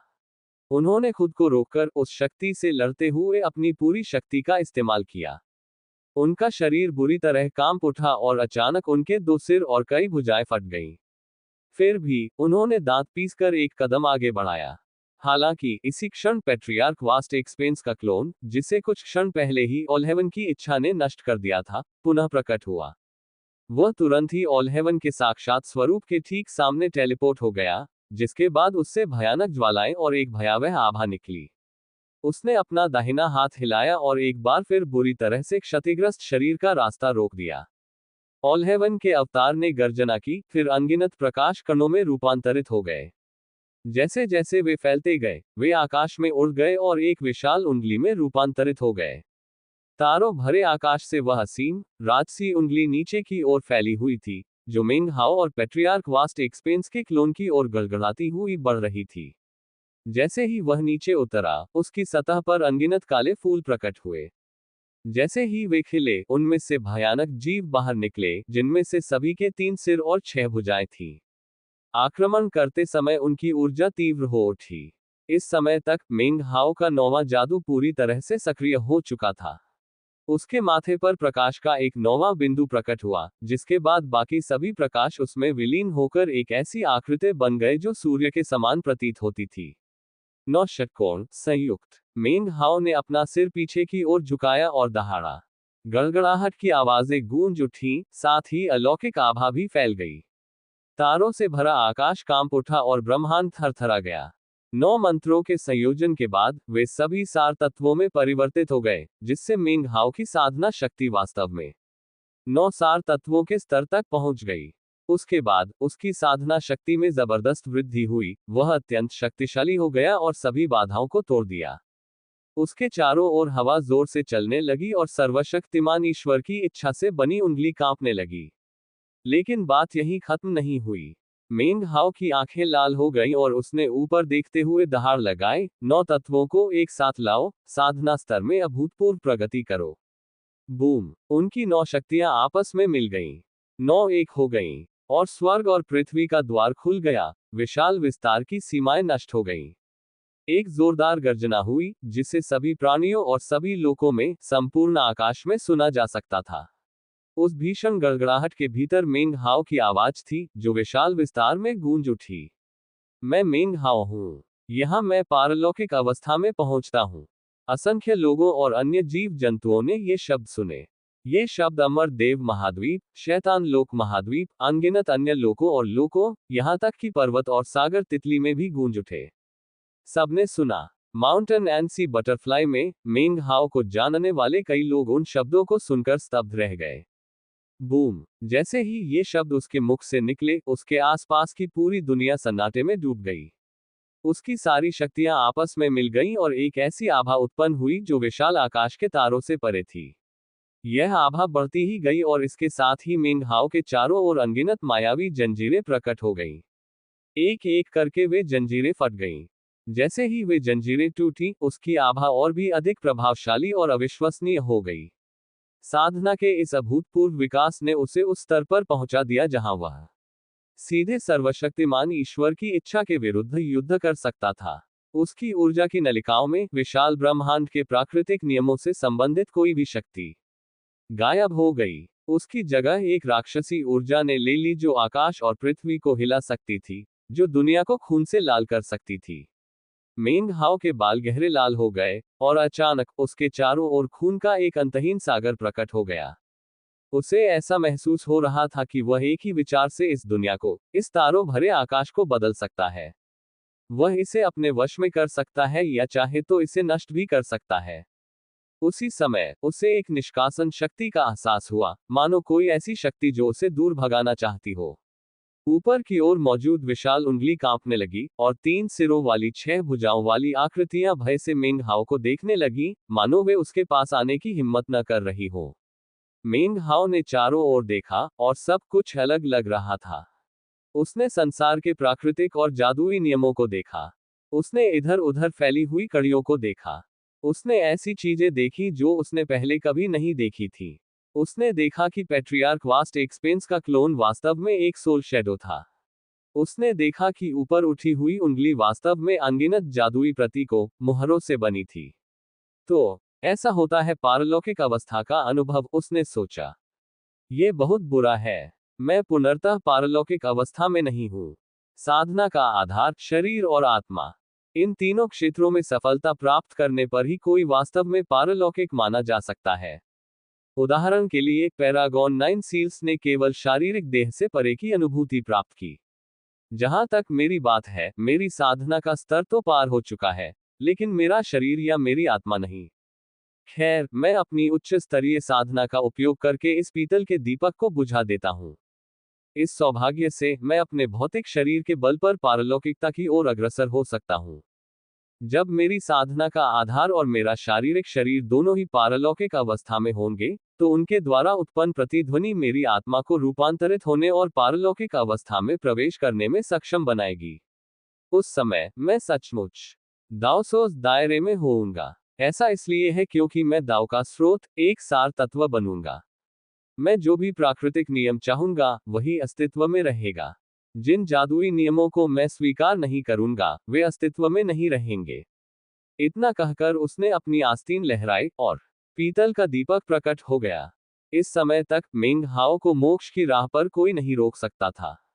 न तो विशाल आकाश का तारामंडल, न ही सर्वशक्तिमान ईश्वर की इच्छा। प्राचीन कब्रिस्तान के आकाश में परम स्वर्ग की इच्छा के साकार स्वरूप से निर्मित विशाल उंगली कांप उठी। उसके भीतर से एक प्रचंड आभा निकली, जो चारों दिशाओं में प्रज्वलित होकर स्वर्ग और पृथ्वी की हर वस्तु को धुंधला कर रही थी। केवल उंगली ही स्पष्ट रूप से दिखाई दे रही थी। मेंग हाओ की आध्यात्मिक उन्नति के कारण उससे उत्पन्न दबाव के टूटने से गड़गड़ाहट की आवाजें सुनाई देने लगी। मेंग हाओ इस मुकाम तक तो पहुंच गया था, लेकिन सर्वशक्तिमान ईश्वर की इच्छा ये स्वीकार नहीं कर सकती थी कि वह सफलतापूर्वक आध्यात्मिक उन्नति की ओर अग्रसर हो। विशाल आकाश से निष्कासन की शक्ति अचानक विस्फोटित हुई। इसने पूरे प्राचीन जगत को प्रभावित किया, जिससे वहां मौजूद सभी साधक कांप उठे।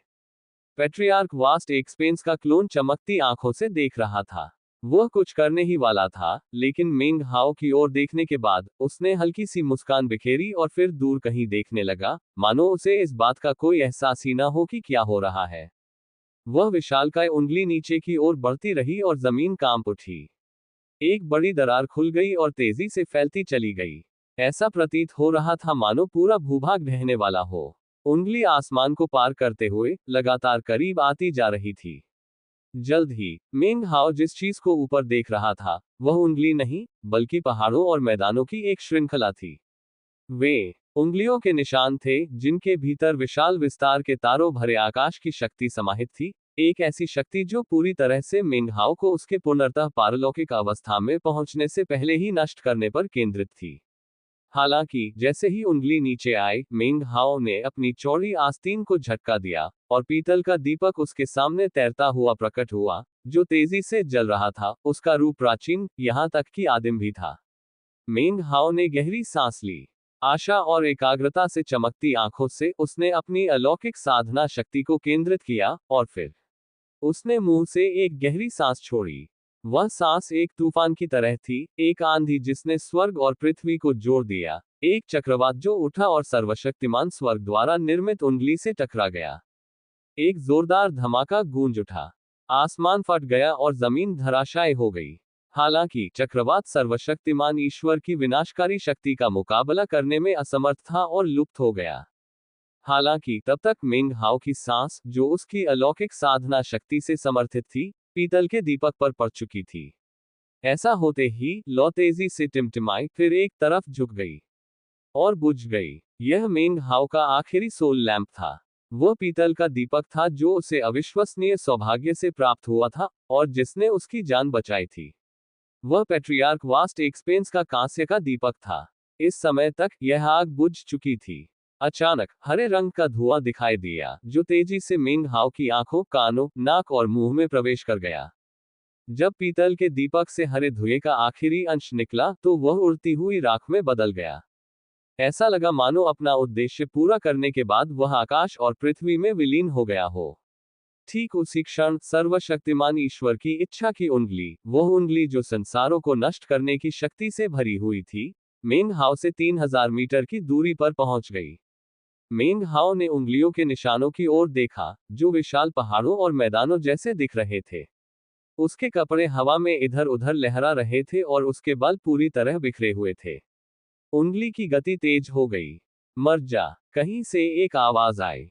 ऐसा लग रहा था मानो उसमें परम अधिकार हो, जैसे उसमें विशाल ब्रह्मांड के प्राकृतिक नियम और पूरे आकाश की शक्ति समाहित हो। वह सब कुछ मेंग हाओ की ओर गड़गड़ाता हुआ बढ़ रहा था। पल भर में वह उंगली सीधे मेंग हाओ के सामने आ गई। ऐसा लगा मानो स्वर्ग स्वयं उस पर उतर आया हो। लेकिन मेंग हाओ ने बस हाथ बढ़ाकर उस उंगली को धक्का दे दिया। जैसे ही उसका हाथ जमीन से टकराया, गड़गड़ाहट की आवाजें उसके कानों में गूंज उठी और उसके मुंह के कोनों से खून बहने लगा। उसके पैरों के नीचे से दरारें उभरने लगी और सब कुछ बिखरने लगा। पूरी जमीन चूर चूर होकर नीचे गिर पड़ी। अब मेंग हाओ के नीचे खाली तारों से भरा आकाश ही बचा था। हालांकि मेंग हाओ स्वयं एक इंच भी नहीं हिला। वह वहीं स्थिर रहा, मानो सर्वशक्तिमान ईश्वर की उंगली का सहारा ले रहा हो। हालांकि उसके मुंह के कोनों से खून रिस रहा था, उसकी आंखें भयानक चमक से दमक रही थीं। उसकी पुतलियां चमकीले लाल रंग की थीं, जो दानव का मूल तत्व था और जिसे बदला नहीं जा सकता था। शायद इसे राक्षसी कहने के बजाय इसे अराजक कहना अधिक उचित होगा। यह अराजकता का चरम रूप था, एक ऐसी अराजकता जिसके भीतर से एक पुनर्तः विरोधाभासी प्राकृतिक नियम जन्म ले सकता था। यह मेंग हाओ का दानव रूप था। हालांकि यह उसका सार नहीं था। उसका सार इससे कहीं अधिक था। उसकी आंखों के सफेद भाग में एक नया रंग प्रकट हुआ, बैंगनी। उसकी बैंगनी आंखें और लाल पुतलियां थीं, और उससे निकलने वाली आभा को शब्दों में बयान करना बिल्कुल असंभव था। ऐसा लगता था मानो वह अराजकता का चरम रूप हो, मानो वह पूरी दुनिया से, स्वर्ग और पृथ्वी से पूरी तरह से अलग हो। अपने दाहिने हाथ से उंगली को दबाते हुए भी वह मुस्कुराया। इस समय तक कोई भी मुझे नष्ट नहीं कर सकता। कोई भी मेरे भाग्य को नियंत्रित नहीं कर सकता। कोई भी मेरे मार्ग को बदलने के योग्य नहीं है। विशाल आकाश के तारों भरे आकाश की इच्छा भी योग्य नहीं है। तुम्हें बर्खास्त किया जाता है। उसने अपना हाथ आगे बढ़ाया और जोरदार गड़गड़ाहट हुई। उसकी त्वचा के नीचे कई रेंगती हुई, सांप जैसी वस्तुएं दिखाई दे रही थी। हालांकि वे सांप नहीं थे, बल्कि हरे धुएं के वे रेशे थे जिन्हें उसने पीतल के दीपक से अवशोषित किया था। उसके शरीर से धुएं की अनगिनत लकीरें बेतहाशा बह रही थीं। उनमें असीम जीवन शक्ति समाहित थी जो उसे बल दे रही थी, जिससे वह पल पल और अधिक शक्तिशाली होता जा रहा था। रोम्बल। जैसे ही मिंग हाओ ने एक कदम आगे बढ़ाया, उसकी गर्दन और चेहरे की नसें उभर आईं। उसने उंगली पर दबाव डाला, जिसके परिणामस्वरूप उंगली को पीछे हटना पड़ा। वह ऐसा नहीं करना चाहता था, लेकिन मेंग हाओ के शारीरिक बल की शक्ति स्वर्ग और पृथ्वी को हिला सकती थी, और उसे पीछे की ओर धकेल रही थी। समय की रोशनी मंद पड़ गई, और ऐसा लगा मानो दुनिया पूरी तरह से ढहने वाली है। एक क्रोधित गर्जना गूंजी जब उंगली ने पहले से कहीं अधिक शक्ति से धक्का दिया, और मेंग हाओ को मिटाने का उसका इरादा अभी भी दृढ़ था। मेंग हाओ की आंखें तेज लाल रोशनी से चमक उठी। उसकी ऊर्जा नलिकाएं अपनी सीमा तक पहुंच चुकी थी और फटने लगी। अनगिनत चमकीली रोशनी के कण उसके शरीर में भर गए, और उसी समय उसका मांस और रक्त रूपांतरित होने लगा। उसकी हड्डियां, उसका शरीर, उसकी ऊर्जा नलिकाएं और यहां तक कि उसका रक्त भी मानो अस्तित्वहीन हो गया। हालांकि बाहर से देखने पर वह पहले जैसा ही लग रहा था। ऐसा इसलिए था क्योंकि इस समय तक उसका शरीर न तो नश्वर था और न ही साधक। एक जोरदार, आकाश को चीर देने वाली, धरती को कुचल देने वाली गड़गड़ाहट गूंजी। ऐसा लगा मानो तारों से भरा आकाश मेंग हाओ का साक्षी बन रहा हो। जब उसने एक और कदम आगे बढ़ाया, अपना सिर पीछे झुकाया और एक लंबी चीख निकाली। शोर की आवाज तारों भरे आकाश को चीरती हुई चारों दिशाओं में गूंज उठी। मेंग हाओ से चकाचौंध भरी लाल रोशनी निकलने लगी और उसकी उंगलियां कांपने लगी, उसके बाल चारों ओर लहराने लगे। वह लाल रोशनी उसकी आत्मा और उसकी आंखों के रंग के समान थी। जैसे ही यह प्रकट हुआ, उसके शरीर में एक कंपकंपी दौड़ गई, और उसकी शारीरिक शक्ति एक उच्च स्तर पर पहुंच गई, एक ऐसे स्तर पर जो स्वर्ग और पृथ्वी को हिला सकती थी। और यही था पारलौकिकता। जैसे ही उसने पारलौकिक अवस्था में प्रवेश किया, ऐसा लगा मानो स्वर्ग और पृथ्वी में एक द्वार खुल गया हो, एक ऐसा द्वार जो समय की शक्ति से प्रज्वलित हो उठा। उसी समय मेंग हाओ के शरीर ने एक नए तारों भरे आकाश का निर्माण किया। उसके भीतर एक तारों भरा आकाश विद्यमान था, जो घूमते हुए भंवर में बदल गया। उसने गहरी सांस ली। अब जब उसका देहधारी शरीर पारलौकिक अवस्था में पहुंच गया था, तो इसका अर्थ ये था कि किसी न किसी रूप में, भले ही स्वर्ग और पृथ्वी नष्ट हो जाएं, वह नहीं होगा। दफा हो जाओ। मेंग हाओ दहाड़ा। उसकी ऊर्जा चरम पर पहुंच गई और जोरदार गड़गड़ाहट की आवाजें गूंज उठी जब उसने अपना हाथ जोर से हिलाया। विशाल उंगली पीछे की ओर धकेल दी गई और ऐसा लगने लगा कि वह जल्द ही टूट जाएगी। इस समय पैट्रियार्क वास्ट एक्सपेंस का क्लोन भी मिंग हाओ के बराबर नहीं था। आखिरकार वह तो सिर्फ एक क्लोन था, और यह मिंग हाओ का असली रूप था। वह भूत, ईश्वर या शैतान के समान एक प्राणी था। यद्यपि वह केवल लगभग 70% ही पारलौकिक था और उसमें अभी भी पारलौकिक आत्मा का अभाव था, फिर भी वह जिस ऊर्जा का संचार कर सकता था, उससे वह सर्वशक्तिमान ईश्वर की इच्छा से बनी चुनौती का मुकाबला करने और वास्तव में उस पर विजय प्राप्त करने में सक्षम था। ऑलहेवन की उंगली पीछे हट गई, और मेंग हाओ असीम लाल प्रकाश से घिरे शून्य में मंडराता रहा। जब उसने ऊपर देखा, तो उसकी आंखें भेदक प्रकाश से चमक उठी। अतीत में मेरी आत्मा होगी। उसने अपनी आस्तीन झटक दी, और उसकी साधना शक्ति भयानक अलौकिक शक्ति से भर उठी। ऐसी शक्ति का सामना करने वाला कोई भी व्यक्ति भय से कांप उठे बिना नहीं रह सकता था। ये सभी प्रकार के प्राकृतिक और जादुई नियमों से ऊपर थी। ये दाओसोस थी। मेंग हाओ के चारों ओर सब कुछ विकृत और टेढ़ा मेढ़ा हो गया। स्वर्ग और पृथ्वी के सभी लोग उसके प्रति निष्ठा प्रकट करने लगे। जैसे ही उसकी साधना शक्ति तेजी से बढ़ी, उसने गहरी सांस ली, जिससे उसके आसपास की हवा बिखर गई, मानो वह अपने परिवेश की जीवन शक्ति को सोख रहा हो, जिससे सब कुछ मुरझा गया। उसी समय उनके अलौकिक देहधारी शरीर से भय उत्पन्न करने वाली शक्ति का विकिरण हुआ, जो उनकी साधना शक्ति के साथ मिलकर एक चौंकाने वाली प्रतिध्वनि उत्पन्न करती थी। उस प्रतिध्वनि के कारण उसकी आत्मा रूपांतरित होने लगी। उसका ऑरा चारों दिशाओं में फैलते हुए पुनर्तः प्रचंड हो गया। अंत में उसकी आत्मा पूर्ण रूप से रूपांतरित हो गई, जिससे मिंग हाओ पुनर्तः पारलौकिक अवस्था में पहुंच गया। उसी क्षण उसका ऑरा और उससे फैलती हुई भयानक तरंगे अचानक गायब हो गईं। वह अब दिखावटी रूप से विस्मयकारी नहीं लग रहा था। जब वह वहां मंडरा रहा था, तो वह वास्तव में एक नश्वर प्राणी जैसा प्रतीत हो रहा था। फिर भी उसकी वर्तमान स्थिति के कारण उसके चारों ओर की प्राचीनता लुप्त हो गई और दुनिया अपनी पूर्व स्थिति में लौट आए। कब्रिस्तान के 9 भूभाग पुनः प्रकट हुए और ऊपर तारों भरा आकाश बन गया।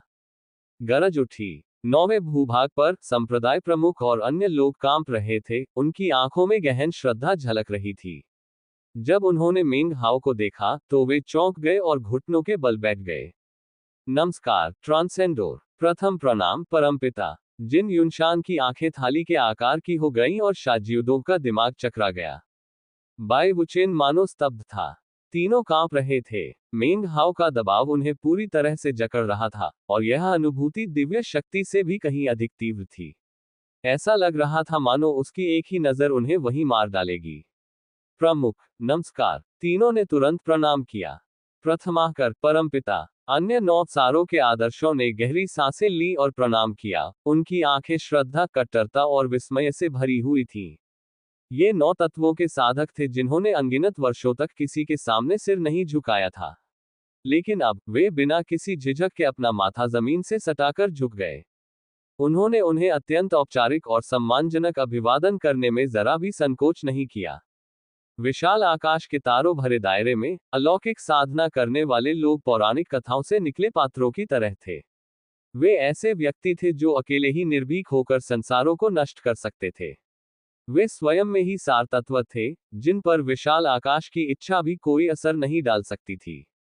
पारलौकिकता और दाओसोस क्षेत्र प्राकृतिक और जादुई नियमों से पूरी तरह स्वतंत्र थे।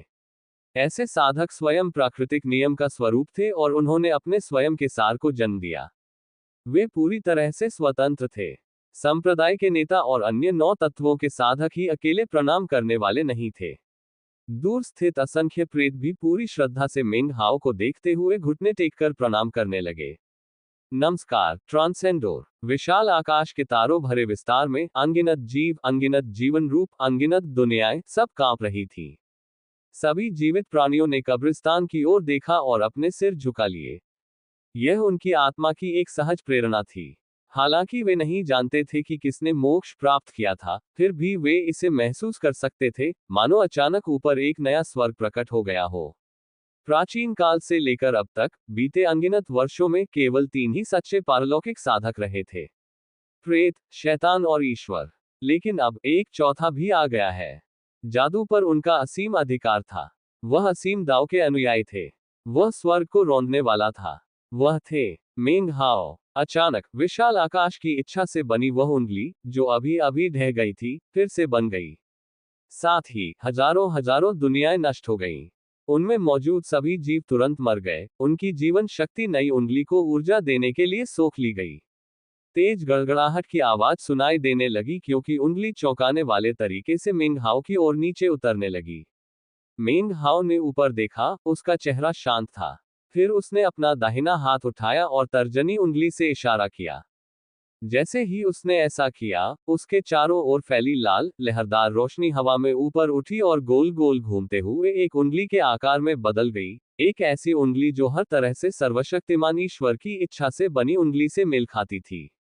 बिना रुके वह लाल उंगली हवा में उड़ने लगी। जब 2 विशाल उंगलियां आपस में टकराईं, तो ऐसा लगा मानो विशाल आकाश का पूरा तारामंडल नष्ट होने वाला हो। एक ऐसी तीव्र तरंग चारों दिशाओं में फैल गई जिसका वर्णन शब्दों में नहीं किया जा सकता था। सर्वशक्तिमान ईश्वर की इच्छा से बनी उंगली जोर से कांपी और फिर फट गई, जिससे क्रिस्टलीय प्रकाश के अनगिनत कण बिखर गए। वहीं मेंग हाओ के व्यक्तिगत सार से बनी उंगली भी लाल प्रकाश के विस्फोट में बदल गई। जैसे ही सर्वशक्तिमान ईश्वर की इच्छा से बनी उंगली ढही, अचानक प्रकट हुए अनंत प्रकाश के कण बिजली की कड़क में बदल गए। गड़गड़ाहट की आवाज सुनाई दी और बिजली की अंतहीन कड़कें मेंग हाओ की ओर गिरने लगी।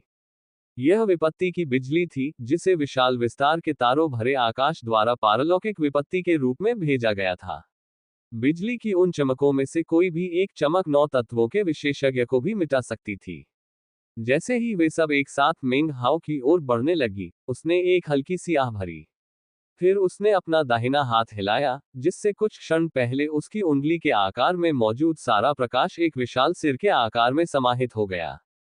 उस पर एक अकेला सींग निकला हुआ था और उसकी आंखें लाल रंग की चमक रही थी। जैसे ही उसने आती हुई बिजली का सामना किया, वो क्रूरता से मुस्कुराया, फिर अपना मुंह खोला और सांस लेने लगा। पल भर में बिजली की किरणें मुड़ने लगी और फिर विशाल सिर के मुख में समा गईं।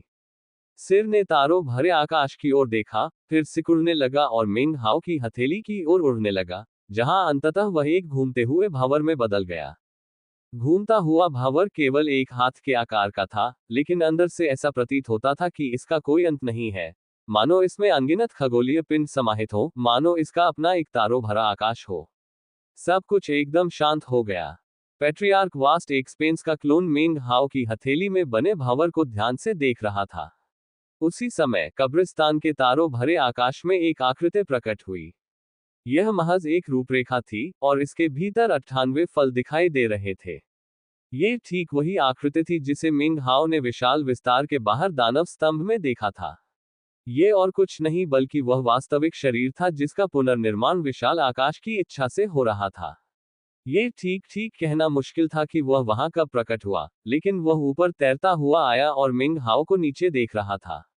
ऐसा लग रहा था मानो उसकी नजर विशेष रूप से मेंग हाओ के हाथ में मौजूद तारों से भरे आकाश के भंवर पर टिकी हो। मेंग हाओ ने उस आकृति की ओर देखा। कुछ देर बाद आकृति ने शांत स्वर में कहा, पूर्वज की ओर आधा कदम। मेंग हाओ को आखिरी बार देखकर वह ओझल हो गया। पूर्वज बनने की दिशा में आधा कदम। मेंग हाओ मुस्कुराया। जब उसकी साधना शक्ति, शरीर और आत्मा तीनों ही पारलौकिक अवस्था में प्रवेश कर चुके थे, तभी उसे सच्चाई का एहसास हुआ। पारलौकिक अवस्था की बात करें तो दाओसोस क्षेत्र ही एकमात्र क्षेत्र नहीं था। एक और लोक था, जो पूर्वज का लोक था। वह पारलौकिकता का चरम था।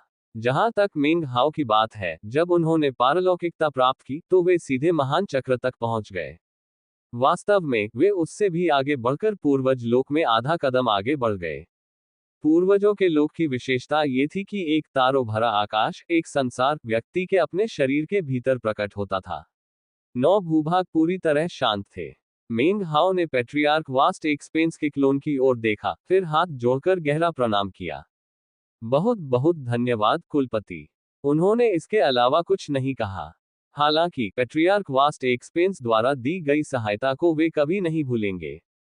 उन्होंने पूर्ण निष्ठा और कृतज्ञता के साथ सिर झुकाया। पैट्रियार्क वास्ट एक्सपेंस के क्लोन ने मेंग हाओ को देखा, उसके चेहरे पर कोई भाव नहीं था।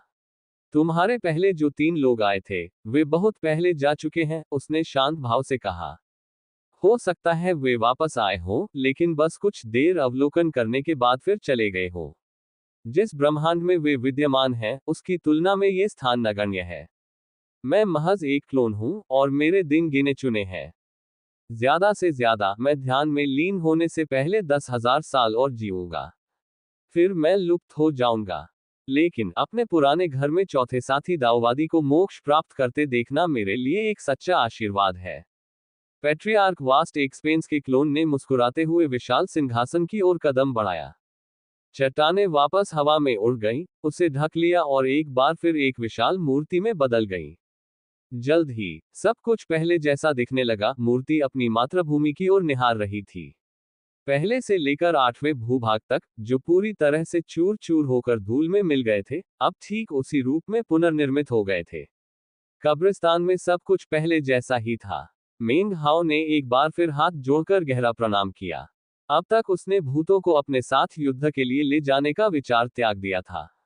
ऐसा नहीं था कि वह ऐसा करने में असमर्थ था, बल्कि ऐसा करना उचित नहीं था। यही उनका घर था, उनका जन्म यहीं हुआ था और उनकी मृत्यु भी यहीं हुई थी। ये वह जगह थी जिससे उन्हें अलग नहीं किया जाना चाहिए था। मेंग हाओ ने गहरी सांस ली, फिर मुड़कर अपनी आस्तीन लहराए और संप्रदाय के नेता और बाकी लोगों को अपने साथ ले गया। उसने एक कदम आगे बढ़ाया और बिना किसी टेलीपोर्टेशन पोर्टल की जरूरत के पल भर में कब्रिस्तान से बाहर निकल गया। जैसे ही वह विशाल आकाश के तारों भरे आसमान में प्रकट हुआ, उसे अपने विरुद्ध धकेलने वाली निष्कासन की एक भयानक शक्ति का एहसास हुआ, और उसे ऐसा लगा जैसे वह सर्वशक्तिमान ईश्वर की इच्छा की आवाज सुन रहा हो। चले जाओ, चले जाओ, चले जाओ, इस जगह को छोड़कर चले जाओ। मेंग हाओ ने तारों भरे आकाश की ओर देखा। निष्कासित किए जाने का एहसास तीव्र था। विशाल आकाश में व्याप्त सभी प्राकृतिक और जादुई नियम, सभी सार तत्व अब उसे निष्कासित करने का प्रयास कर रहे थे।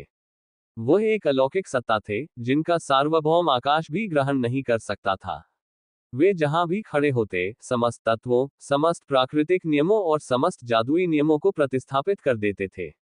इससे जाहिर तौर पर विवाद उत्पन्न हो गया। मेंग हाओ का चेहरा सामान्य था, उसने तारों भरे आकाश से नजर हटाकर संप्रदाय के नेता और अन्य लोगों की ओर देखा। वे सभी हौंफ रहे थे, और जैसे ही उसने उनकी ओर देखा, उन्होंने तुरंत प्रणाम किया। बधाई हो, परम पूजनीय। तारों भरे आकाश में मंडराते हुए मेंग हाओ को एहसास हुआ कि संपूर्ण अस्तित्व, यहां तक कि तारों भरा आकाश भी, उसके विचारों में समाहित है। पहले विशाल विस्तार अंतहीन और अनंत प्रतीत होता था, लेकिन अब वह अपनी दिव्य चेतना को उसकी सीमाओं तक भेज सकता था। बेशक सीमाएं इतनी दूर थीं कि 9 तत्वों के शिखर पर भी कोई व्यक्ति एक जीवन काल में उन तक नहीं पहुंच सकता था। इसलिए विशाल विस्तार के तारों भरे आकाश को कभी ना खत्म होने वाला कहना पूरी तरह से गलत नहीं था। पहले विशाल आकाश में कुछ ऐसा था जिसे मेंग हाओ देख नहीं पा रहा था। लेकिन अब वह स्पष्ट रूप से देख सकता था कि तारों से भरे आकाश में अनगिनत दरारें थीं। कुछ विशाल थे और कुछ छोटे, लेकिन उन्होंने तारों भरे आकाश को भर दिया, और साथ ही क्षय की एक आभा भी उत्सर्जित की, जो उस धुंध का स्रोत थी जिसने विशाल विस्तार को भर दिया था। वह क्षय आसन, मृत्यु, वृद्धावस्था और कमजोरी का संकेत था। यह तारों भरा आकाश मृत्यु के कगार पर था। ये किसी बूढ़े व्यक्ति के मृत्युशैया पर लेटे होने जैसा था। हालांकि तारों से भरा आकाश मृत्यु को गले लगाना नहीं चाहता था, इसीलिए ये सब हो रहा था। इस बिंदु पर मेंग हाओ सब कुछ समझ गया था। अगर वह चाहे तो तारों भरे आकाश को चीरकर विशाल विस्तार से बाहर निकल सकता है। वह बाहर के उस शून्य में प्रवेश कर सकता है, जहां 5 स्तंभ स्थित थे। यदि उसकी इच्छा होती, तो वह विशाल विस्तार से बाहर निकलकर सच्चे ब्रह्मांड में प्रवेश कर सकता था। दरअसल वह पहले भी बाहर जा चुका था। उसने अचानक अपनी दिव्य चेतना को चारों दिशाओं में प्रचंड रूप से फैला दिया। उसने निष्कासन की शक्ति को दबाकर उसे दूर भगा दिया, फिर अपनी दिव्य चेतना को तारों से भरे आकाश में फैली दरारों के माध्यम से बाहर भेजा, ऐसी दरारें जिन्हें केवल पारलौकिक साधक ही देख सकते थे। इससे उसे विशाल आकाश के बाहर का दृश्य दिखाई देने लगा। उसने धूल और वीरांगी से भरा एक शांत शून्य देखा। मोक्ष प्राप्त करने से पहले ये दृश्य उन पर कोई खास प्रभाव नहीं छोड़ता था, सिवाय इस भावना के कि यह कभी एक सुंदर और समृद्ध स्थान हुआ करता था। अब यह भावना पहले से कहीं अधिक प्रबल थी। वास्तव में उसने यहाँ तक संकेत भी देखे कि यहाँ कभी जीव जंतु विद्यमान रहे होंगे। बाहर फैले विशाल क्षेत्र की वीरांगी को देखकर उसे पूरा विश्वास था कि युगों पहले, जब सर्वशक्तिमान ईश्वर की इच्छा शक्ति क्षीण नहीं हुई थी, तब यहाँ अनगिनत खगोलीय पिंड और संसार विद्यमान रहे होंगे। जीवन के कई रूप थे जो फलते फूलते रहे। हालांकि जैसे जैसे सर्वशक्तिमान ईश्वर की इच्छा शक्ति पुरानी होती गई, तारों से भरा आकाश मुरझाने लगा, जिसकी शुरुआत विशाल विस्तार के बाहर के क्षेत्र से हुई। यहाँ के ग्रह टूट फूट कर बिखर गए थे। सब कुछ नष्ट हो चुका था, और मलबे के बीच जो एकमात्र चीज बची थी, वे 5 स्तंभ थे। मृत्यु के व्यापक आभामंडल पर कुछ क्षण विचार करने के बाद उसने अपनी दिव्य चेतना को और भी आगे बढ़ाया। शीघ्र ही इसने विशाल विस्तार के ठीक बाहर के पूरे क्षेत्र को भर दिया। तभी उसने दरारों से भरी एक बाधा देखी। गैर परमात्मा साधक जीवन भर उस बाधा को पार नहीं कर सकते थे, लेकिन परमात्मा साधकों के लिए ये सांस लेने जितना आसान था। कुछ क्षण बाद मेंग हाओ की दिव्य चेतना ने एक नया तारों भरा आकाश देखा। पल भर में उसका दिल जोर से धड़कने लगा। वह जिस चीज को देख रहा था, वह वास्तव में अनंत कही जा सकने वाली चीज थी। ब्रह्मांड अपनी दिव्य बुद्धि के आधार पर वह इसकी सीमाओं को बिल्कुल भी नहीं देख पा रहा था। वहां एक तेजस्वी चकाचौंध भरी रोशनी थी और तारों का एक अंतहीन सागर प्रतीत हो रहा था, जो अनगिनत भंवरों और अन्य खगोलीय पिंडों से भरा हुआ था। उनमें से कुछ धुंधले थे, कुछ चमकीले, कुछ मृत्यु की कगार पर थे, कुछ ऐसे लग रहे थे मानो अभी हाल ही में पैदा हुए हों। मेंग हाओ ने विशाल विस्तार क्षेत्र की ओर मुड़कर देखा और उसकी आंखों में ज्ञान की चमक आ गई। तो पैट्रियार्क वास्ट एक्सपेंस के क्लोन ने इसी का जिक्र किया था। ब्रह्मांड का वास्ट एक्सपेंस क्षेत्र इस असीम ब्रह्मांड के भीतर तारों का एक छोटा सा भंवर मात्र है। ये जानकर उसने अपना सिर हिलाया कि वास्ट एक्सपेंस क्षेत्र ब्रह्मांड का एक छोटा सा हिस्सा मात्र है। आप ये भी कह सकते हैं कि यह एक बीज के समान है। बीज के भीतर वास्ट एक्सपेंस है और उसके बाहर संपूर्ण ब्रह्मांड है। ब्रह्मांड में सब कुछ शांत था। वह तारों के अनगिनत अन्य भावर देख सकता था और यह कल्पना करना संभव था कि वे अपने अपने विभिन्न संसारों से भरे हुए थे। मुझसे पहले जो भी पारलौकिक अवस्था में पहुंचे वे सब ब्रह्मांड में चले गए, उन्होंने धीरे से कहा। तारों का प्रत्येक भंवर एक संसार था और केवल पारलौकिक अवस्था प्राप्त करके ही कोई उस संसार को छोड़ने के योग्य हो सकता था। ये कहना असंभव था कि ब्रह्मांड में कितने जीव हैं, लेकिन ये कल्पना की जा सकती थी कि वहां निश्चित रूप से अन्य अलौकिक प्राणी मौजूद थे। संभवतः विशाल आकाश से निकले कुछ प्राणियों से कहीं अधिक प्राणी विद्यमान थे। हालांकि पूरे ब्रह्मांड की तुलना में ऐसे लोग फिर भी बेहद दुर्लभ होंगे, उतने ही दुर्लभ जितने कि फीनिक्स के पंख या किलिन के सींग। ब्रह्मांड को निहारते हुए मेंग हाओ के मन में बाहर जाकर उसे जानने समझने की तीव्र इच्छा जागृत हुई। निस्संदेह उसके लिए वहां तक पहुंचने का रास्ता कहीं अधिक लंबा था। शायद वर्षों बाद उसका सामना भूत, ईश्वर और शैतान से भी हो जाए। अंततः उन्होंने अपनी दिव्य चेतना को त्याग दिया और उस आवेग को शांत कर दिया। विशाल विस्तार क्षेत्र में अभी भी बहुत सारे अधूरे काम बाकी थे। अपने शरीर में वापस आने के बाद उसकी आंखों में एक गहरी चमक आ गई। वह लगभग उसी युवा विद्वान जैसा दिख रहा था जैसा वह हजारों साल पहले दाकिंग पर्वत पर था। अब जब उन्होंने मोक्ष प्राप्त कर लिया था तो उनके चेहरे पर उम्र का कोई निशान नहीं था। हालांकि उनकी आंखों में व्याप्त प्राचीन भाव पहले से कहीं अधिक स्पष्ट था। उसने संप्रदाय प्रमुख और अन्य लोगों को औपचारिक अभिवादन करते सुना। जाहिर है अब उसके लिए समय अलग तरह से चल रहा था। जिस क्षण उसने अपनी दिव्य चेतना को ब्रह्मांड में भेजा था, उस क्षण से लेकर उसके वापस आने तक केवल एक वाक्य बोलने जितना ही समय बीता था। बधाई हो परम पूजनीय। ये शब्द अभी भी गूंज रहे थे जब मेंग हाओ ने पर्वत और समुद्री तितली की दिशा में देखा। मुझे दानव सम्राट कहो, मेंग हाओ ने शांत भाव से कहा। संप्रदाय के नेता और अन्य लोग कांप उठे। सिर झुकाकर उन्होंने कहा, प्रणाम दानव सम्राट। सभी के अभिवादन करते ही जिन युनशान ने गहरी सांस ली। वह मोक्ष प्राप्त करने में असफल रहा था, जबकि मेंग हाओ सफल हो गया था। इसलिए उसे तुरंत एहसास हुआ कि मोक्ष प्राप्त करने की उसकी सारी उम्मीद मेंग हाओ पर टिकी है। इसके अलावा वह ये भी महसूस कर सकता था कि शक्ति के मामले में वह मेंग हाओ से कितना भिन्न था। ऐसा लगता था मानो मेंग हाओ का एक शब्द ही प्राकृतिक नियमों को बदल सकता हो। ऐसा लगता था मानो उसका एक विचार ही सार बन सकता हो। ऐसा लगता था मानो उसकी एक क्रिया ही पूरे आकाश को हिला सकती हो। उनके विचार में मेंग हाओ अब महान कुलपति विशाल विस्तार के बराबर थे। उनके बीच भारी अंतर के कारण उन्हें ये भी आभास था कि वे निकट भविष्य में पारलौकिक अवस्था में प्रवेश नहीं कर पाएंगे। महान दानव सम्राट, उसने कहा, मैं आपका दास बनकर आपके अग्रिम दल का हिस्सा बनने को तैयार हूं। मैं विशाल विस्तार विद्यालय का नेतृत्व करते हुए अमर देव महाद्वीप और शैतान लोक महाद्वीप का संहार करूंगा। संप्रदाय के नेता का हृदय कांप उठा और उन्होंने तुरंत ही वैसे ही शब्द कहे। बाकी सभी ने भी ऐसा ही किया। कांपते हुए अमर बाई वुचेन आगे बढ़े और गहरे प्रणाम किए। हे परम पूज्य, आपका विनम्र सेवक आपके लिए कुछ भी करने को तैयार है। मेरी बस यही आशा है कि अंत में आप मुझे इस विशाल विस्तार के बाहर मेरे घर वापस पहुंचा देंगे। झुकते हुए भी उसने मेंग हाओ को उम्मीद, एकाग्रता और आशा भरी निगाहों से देखा। मेंग हाओ ने एक पल के लिए उसकी ओर देखा और फिर जवाब दिया, क्या तुम सचमुच विशाल विस्तार से बाहर वापस जाना चाहती हो? हे परम पूज्य, उसने उत्तर दिया, मैं आपसे इस कार्य में सहायता की विनती करती हूँ। मेरा जन्म विशाल क्षेत्र के बाहर, विशाल क्षेत्र समाज में हुआ था।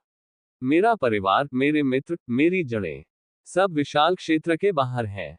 जिस तरह से उसने मेंग हाओ को देखा, उससे ऐसा प्रतीत हुआ मानो वह उससे विनती कर रही हो। मेंग हाओ ने धीरे से आह भरी। अब तक उसे समझ आ चुका था कि बाई वुचेन की सारी यादें भ्रम थीं। वास्तव में विशाल ग्रह पर वे सभी लोग जो कथित तौर पर ऊपर से उतरे थे, उनकी यादें सर्वशक्तिमान ईश्वर की इच्छा से बदल दी गई थीं। उन सभी लोगों को उसी इच्छा के अनुसार स्थान दिया गया था। इसमें हान बेई भी शामिल था। इसके पीछे का सटीक कारण मेंग हाओ को ठीक से पता नहीं था। हालांकि उसे इस बात का पूरा यकीन था कि इसका संबंध विशाल ग्रह से था। जब सब कुछ समाप्त हो जाए, उसने शांत भाव से कहा, यदि तुम अब भी उस विशाल विस्तार से बाहर जाना चाहो, तो मैं तुम्हारी मदद करूंगा। इतना कहकर उसने एक इशारा किया और उसके हाथ में आत्मा का एक अंश प्रकट हो गया। वह एक अधेड़ उम्र का आदमी था जिसके माथे पर तीसरी आंख थी। प्रकट होते ही वह कांप उठा और तुरंत मेंग हाओ के सामने सिर झुका लिया। ऐसा लग रहा था मानो वह एक शब्द भी बोलने की हिम्मत नहीं कर रहा था। वह आत्मा वास्ट एक्सपेंस स्कूल की सच्ची नौवीं आदर्श थी। अपनी पहली मुलाकात में मेंग हाओ ने वादा किया था कि वह अंततः उसे बंधन से मुक्त कर देगा। अब वह अपना वादा निभा रहा था। उंगली के एक इशारे से उसने शून्य से कुछ बनाया, नौवें आदर्श की आत्मा के लिए एक नया शारीरिक शरीर प्रदान किया।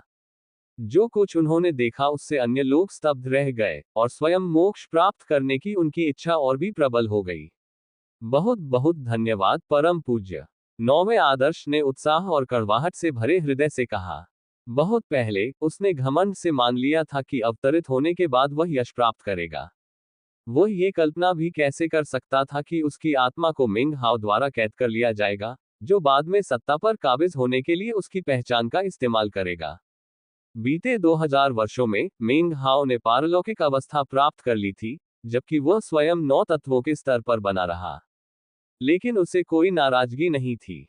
इसके बजाय वह घुटनों के बल बैठ गया और बार बार प्रणाम करता रहा।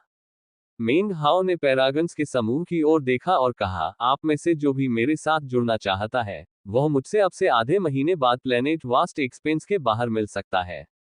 इतना कहकर उसने अपनी आस्तीन झटक दी, एक कदम आगे बढ़ाया और गायब हो गया। सभी लोग खड़े हो गए और एक दूसरे की ओर देखने लगे।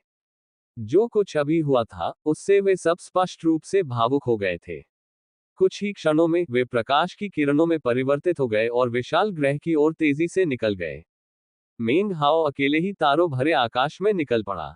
अपनी यादों का अनुसरण करते हुए वह पर्वत और समुद्री तितली के पास उस स्थान पर लौट आया जहां उसे मास के जेली द्वारा टेलीपोर्ट कर दिया गया था। तोते की यादों के आधार पर उसने उस स्थान की खोज शुरू की जहां वह पूरी तरह से पीतल के दीपक में विलीन हो गया था। वह उस जगह को खोजना चाहता था जहां मास के जेली की आभा अंततः समाप्त हो गई थी। वह स्थान ही वह जगह थी जहां उसे सबसे अधिक विश्वास था कि वह विशाल विस्तार के तारों भरे आकाश में घटी घटना को उलट सकता है और मास की जेली को पुनर्जीवित कर सकता है। वह मूलतः सर्वशक्तिमान ईश्वर की इच्छा के भीतर से मास के जेली की आत्मा को छीनकर बाहर खींच लाएगा। कई घंटों बाद मेंग हाओ अपने गंतव्य पर पहुंचा, जहां उसने शोक और आशा दोनों भावों के साथ कुछ क्षणों के लिए चारों ओर देखा। वह समझ गया था कि यही वह स्थान था जहां कवच के रूप में मौजूद मास की जेली ने उसकी रक्षा करते हुए अपनी जान गंवाई थी। मेंग हाओ ने अपने दाहिने हाथ से पकड़ने का इशारा किया और एक जीवाश्म कवच प्रकट हुआ। तोता उड़कर बाहर आया, उसके चेहरे पर भी मेंग हाओ जैसी ही उदासी और उम्मीद के भाव थे। मेंग हाओ ने कवच को सावधानीपूर्वक अपने सामने ठीक उसी स्थान पर रखा जहां मांस का टुकड़ा मरा था। उसकी आंखें चमक रही थी, उसने दोनों हाथों से मंत्रोच्चार का संकेत किया और फिर दोनों हाथों को कवच पर रख दिया। तारों से भरा आकाश गड़गड़ाहट की आवाजों से भर गया क्योंकि लहरें चारों दिशाओं में फैल गईं। मेंग हाओ की आंखों में एक अजीब सी चमक थी और उसका चेहरा बेहद गंभीर था। उसने एक के बाद एक कई तरह के जादू का प्रयोग किया। अंत में नौवां जादू प्रकट हुआ, जिसके बाद उसने अपना दाहिना पैर ऊपर उठाया और जोर से जमीन पर पटका। अपने नाम की शक्ति से मैं प्राकृतिक नियमों को बदलता हूं, समय को उलट देता हूं और तारों भरे आकाश को उलट देता हूं। हे मांस के टुकड़े, मैं तुम्हारी आत्मा को समय की धारा से वापस आने का आह्वान करता हूं। उसकी आवाज में एक अजीब जादुई शक्ति समाई हुई थी। पल भर में जादू और प्रकृति के आसपास के नियम मुड़ने और विकृत होने लगे। ऐसा लग रहा था मानो मेंग हाओ के सामने का क्षेत्र सर्वशक्तिमान ईश्वर की इच्छा के नियंत्रण से बाहर निकलकर मेंग हाओ के मार्ग के अनुरूप ढल रहा हो।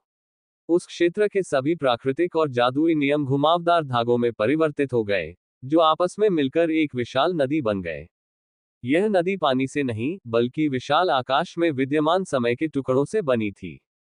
उस बहती नदी में अनेक खूंखार जीव रहते थे, जिनमें से एक मगरमच्छ जैसा प्राणी था, जिसकी लंबाई 30,000 मीटर थी।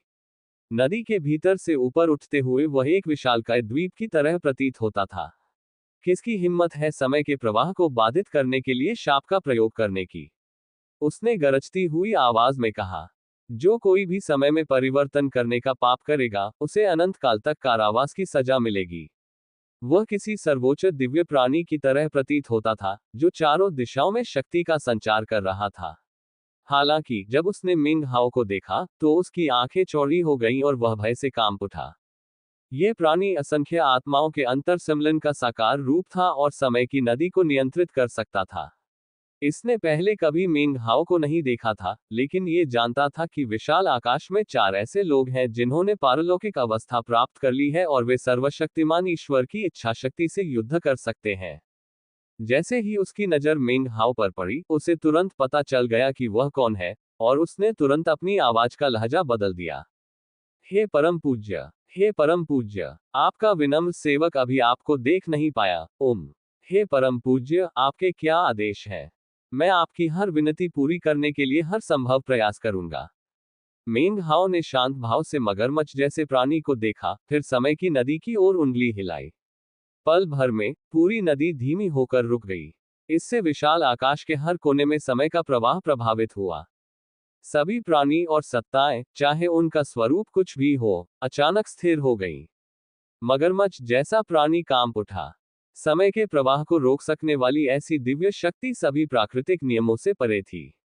यह प्राणी भी हिलने डुलने में असमर्थ था और मेंग हाओ को समय की नदी में हाथ बढ़ाते हुए देखने के अलावा कुछ नहीं कर सका। ये लगभग एक सहज भावपूर्ण क्रिया प्रतीत हुई। क्षण भर में विशाल आकाश के तारों भरे आसमान में समय के अनगिनत कण उसके सामने प्रकट हो गए। ये वे घटनाएं थीं जो पिछले जन्म में घटी थी, असंख्य छवियां जो 9 तत्वों वाले पारगी का मन भी स्तब्ध कर देती। केवल एक पारलौकिक साधक ही ऐसा कर सकता था, भाग्य को पलट सकता था और वास्तविकता को बदल सकता था। मेंग हाओ ने एक पल भी नहीं रुका। उसने तुरंत समय की धारा में 2000 साल पहले के उस मांस जेली की आत्मा को खोज निकाला। वह स्वयं को और कवचधारी रूप में मांस जेली को देख सका। उसने मांस जेली को मरते हुए देखा। उसने देखा कि मांस के टुकड़े की आत्मा उड़ गई। ठीक जब वह शून्य में विलीन होने ही वाली थी, उसने हाथ बढ़ाया और धीरे से आत्मा को थाम लिया। पूरी प्रक्रिया में बस कुछ ही सांसों का समय लगा। क्षण भर बाद उसने अपने हाथ में आत्मा का एक अंश थाम लिया। जब तोते ने मांस की जेली की आत्मा को देखा, तो उसकी आंखों में आशा की चमक आ गई। मेंग हाओ की आंखों में एक स्नेहपूर्ण भाव झलक रहा था जब उसने मांस के जेली की आत्मा को जीवाश्म बन चुके कवच पर रखा। पल भर में तारों भरे आकाश में एक चीख गूंज उठी, मानो सर्वशक्तिमान ईश्वर की इच्छा हस्तक्षेप करने का प्रयास कर रही हो। सर्वशक्तिमान ईश्वर की इच्छा के विरुद्ध मेंग हाओ के कृत्य एक घोर चुनौती थे। वह उस चीज में हस्तक्षेप कर रहा था जो पूरी तरह से ईश्वर की इच्छा से संबंधित थी। जिन प्राणियों की मृत्यु हो चुकी थी, उनकी आत्माओं को विशाल आकाश में लौटना होता था, लेकिन मेंग हाओ उस व्यवस्था का पूरी तरह से उल्लंघन कर रहा था। जैसे ही चीख गूंजी, विशाल आकाश का पहले शांत तारों से भरा आसमान अचानक सामान्य हो गया। समय की नदी फिर से बहने लगी और मगरमच्छ जैसा प्राणी कांपते हुए वापस अपनी गहराई में समा गया, अपना चेहरा दिखाने की भी हिम्मत नहीं कर रहा था। ये भलीभांति जानता था कि वह मेंग हाओ और स्वयं तारों भरे आकाश के बीच होने वाले युद्ध में भाग नहीं ले सकता। वह चीख दूर दूर तक, हर समय और हर जगह गूंज उठी, मानो मेंग हाओ को दफनाने पर तुली हो। मेंग हाओ ने बस ठंडी सी घुरघुराहट की। तुरंत ही लहरें फैल गईं, फैलते हुए सब कुछ विकृत कर दिया, मानो आसपास के क्षेत्र को अपने कब्जे में लेकर विशाल विस्तार के तारों भरे आकाश से अलग कर दिया हो। तारों भरे आकाश की इच्छा से आ रही चीख को नजरअंदाज करते हुए मेंग हाओ ने अपने दाहिने हाथ से मांस के जेली की आत्मा को कवच में धकेल दिया। पलक झपकते ही जीवाश्म बन चुका कवच अचानक चिकना और चमकदार हो गया। फिर वह फड़कने और हिलने डुलने लगा, मानो उसमें जान आ गई हो। तुरंत ही विशाल आकाश की शक्ति का प्रवाह नीचे उतरने लगा, लेकिन इससे पहले कि वह उस तक पहुंच पाती, मेंग हाओ की आंखों में ठंडी रोशनी चमक उठी। उसके दाहिने हाथ ने मंत्रोच्चार का संकेत दिया और उंगली के इशारे से नौवां शाप सक्रिय कर दिया। तुम्हारी हिम्मत कैसे हुई मुझे इस तुच्छ शक्ति प्रदर्शन से धमकाने की? जब तक तुम पूरी ताकत का इस्तेमाल करने के लिए तैयार न हो जाओ, तब तक दोबारा मेरे पास मत आना। दफा हो जाओ। हालांकि वह शांत स्वर में बोल रहा था, लेकिन उसका हर शब्द बिजली की तरह गूंजा, जिससे चारों ओर गड़गड़ाहट की आवाजें गूंज उठी। पल भर में विशाल आकाश के तारों भरे आसमान की इच्छाशक्ति चकनाचूर हो गई, सूखी टहनी की तरह आसानी से नष्ट हो गई। आकाश के तारों की इच्छा पर और ध्यान न देते हुए मेंग हाओ ने मांस के टुकड़े की ओर देखा। उसके अंदर जीवन शक्ति लगातार बढ़ती जा रही थी, अंततः वह अपने मूल रूप में वापस आ गया। उसने अपनी आंखें खोली और हैरानी से चारों ओर देखने लगा, फिर उसकी नजर में मेंग हाओ और तोते पर पड़ी। वह मुस्कुराया। हा हा हा, तोते ने चहकते हुए कहा। तीसरे भाई, तुम आखिरकार वापस आ गए। वह इतना उत्साहित था कि एक जगह स्थिर नहीं रह पा रहा था। वह तुरंत मांस के टुकड़े के पास उड़ गया और बोला, आओ आओ। क्या तुम्हें पांचवें स्वामी याद है? मांस के जेली ने पलकें झपकाई और बिना सोचे समझे बुदबुदाया, तुम किसे थर्ड ब्रो कह रहे हो? तुम ऐसा नहीं कह सकते। यह अनैतिक है। ये गलत है। लॉर्ड थर्ड तुम्हें परिवर्तित करने वाले हैं। Lord third, Lord third. उसकी आंखें चौड़ी हो गईं और उसने तोते और मिंग हाओ को बारी बारी से देखा। फिर उसने चारों ओर नजर घुमाई। अरे क्या हुआ? मुझे ऐसा लग रहा है जैसे मैं अभी अभी सपने से जागा हूं। सपने में मैं मर गया था और हाओवी भी मरने ही वाला था। एक मिनट रुको। तोता अपनी तीखी आवाज में जोर जोर से हंसने लगा और मेंग हाओ भी उसके साथ हंसने लगा। मेंग हाओ ने मांस की जेली को देखा, उसकी निगाहें स्नेह से भरी थी। उसे लगा कि यह उसके जीवन के सबसे सुखद पलों में से एक है। मैं ये सुनिश्चित करूंगा कि जो कुछ खोया है, वह सब वापस मिल जाए, उसने सोचा। गहरी सांस लेते हुए उसने अपनी आस्तीन लहराए और हवा का एक झोंका उठा। उत्साहित तोता और उलझन में पड़ी मांस की जेली गायब हो गई। उन सबके चले जाने के बाद उस क्षेत्र के प्राकृतिक और जादुई नियम सामान्य हो गए।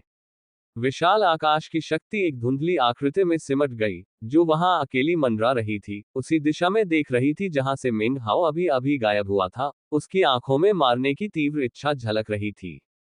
एक दिन बाद विशाल आकाश के तारों भरे विस्तार के एक अन्य कोने में एक विशाल भंवर के भीतर तीन भूभाग विद्यमान थे। वे मृत्यु की आभा से भरे हुए थे और उनमें कोई साधक नहीं थे, केवल विभिन्न आकारों की अनगिनत छिपकलियां थीं। उन छिपकलियों ने तीनों भूभागों पर पूरी तरह कब्जा कर लिया था और अब वे इस जगह के शासक बन गए थे। केंद्र में स्थित भूभाग वास्तव में एक विशाल बेसिलिस्क छिपकली थी, जो अपना अधिकांश समय नींद में बिताती थी। उसकी पीठ पर विद्यमान दुनिया एक पवित्र भूमि थी जिस पर उसके वंशज निवास करते थे। अचानक ही भंवर के भीतर एक आकृति प्रकट हुई। वह एक लंबा सफेद चोगा पहने एक युवक था, जो किसी नश्वर विद्वान जैसा दिखता था। वह कोई और नहीं बल्कि परम पूजनीय मेंग हाओ थे। उसके कंधे पर तोता बैठा था, जिसके पैर में एक छोटी सी चांदी की घंटी बंधी हुई थी। उस घंटी पर एक चेहरा दिखाई दे रहा था, और वह बिल्कुल भी उलझन में नहीं लग रहा था। वास्तव में वह तोते से बहस कर रहा था। बीते दिन में तोते ने मीट जेली को सब कुछ समझा दिया था, यहाँ तक कि यह भी कि मेंग हाओ ने उसे कैसे पुनर्जीवित किया था। मीट जेली वैसे भी भोली थी, इसलिए वह जल्दी ही अपनी उलझन से उबर गई और लगातार बोलने लगी। चुप हो जाओ, तीन गिनने वाले बूढ़े, तोते ने चीखते हुए कहा। पांचवें भगवान पर एहसान करो और चुप हो जाओ। मांस के आकार की जेली ने तोते को गुस्से से घूरते हुए कहा। तीसरे स्वामी को मरे हुए अनगिनत 3-3 साल हो गए हैं। अनगिनत 3-3 साल, समझे? तुम उन्हें गिन भी नहीं सकते। ये अनगिनत 2-3 साल नहीं है, न ही अनगिनत 1-3 साल। ये तो निश्चित रूप से अनगिनत 0 साल भी नहीं है। अगर वह गिन सकता तो इसी तरह तर्क देता रहता, लेकिन थोड़ी देर सोचने के बाद उसे एहसास हुआ कि उसकी गिनने की क्षमता वाकई बहुत सीमित है। खैर, मैं अनगिनत 3-3 साल के अंतरालों में बोल नहीं पाया हूं। ये तो कतई ठीक नहीं है। मुझे उन अनगिनत 3-3 साल के अंतरालों में कही जाने वाली सारी बातों की भरपाई करनी होगी। ऐसे अनगिनत बदमाश भी हैं जिन्हें मैं उन अनगिनत 3-3 साल के अंतरालों में सुधार नहीं पाया। ये गलत है। ये अनैतिक है। मैं पापी हूँ। मुझे इन सब का प्रायश्चित करना होगा। मांस का जेली बिल्कुल भी खुश नहीं था, और अगर इस समय उसके हाथ पैर होते, तो वो उन्हें बेतहाशा हिलाता और पटकता। तोता और मांस का टुकड़ा आपस में बहस कर रहे थे, और मेंग हाओ पूरे समय मुस्कुराता रहा। उसे जरा भी गुस्सा नहीं आया। 2000 साल बाद उसे ऐसा एहसास हुआ था, और ऐसा लग रहा था जैसे वह अपने परिवार के साथ हो। वह शून्य में मंडराता रहा और चारों ओर देखता रहा। यही वह जगह थी जहां उसे तांबे के दर्पण का पहला टुकड़ा मिला था, जिसे उसने विशाल छिपकली के शरीर के भीतर से निकाला था। जाने से पहले उसने कहा था कि वह छिपकली को अपने अधीन करने के लिए वापस आएगा।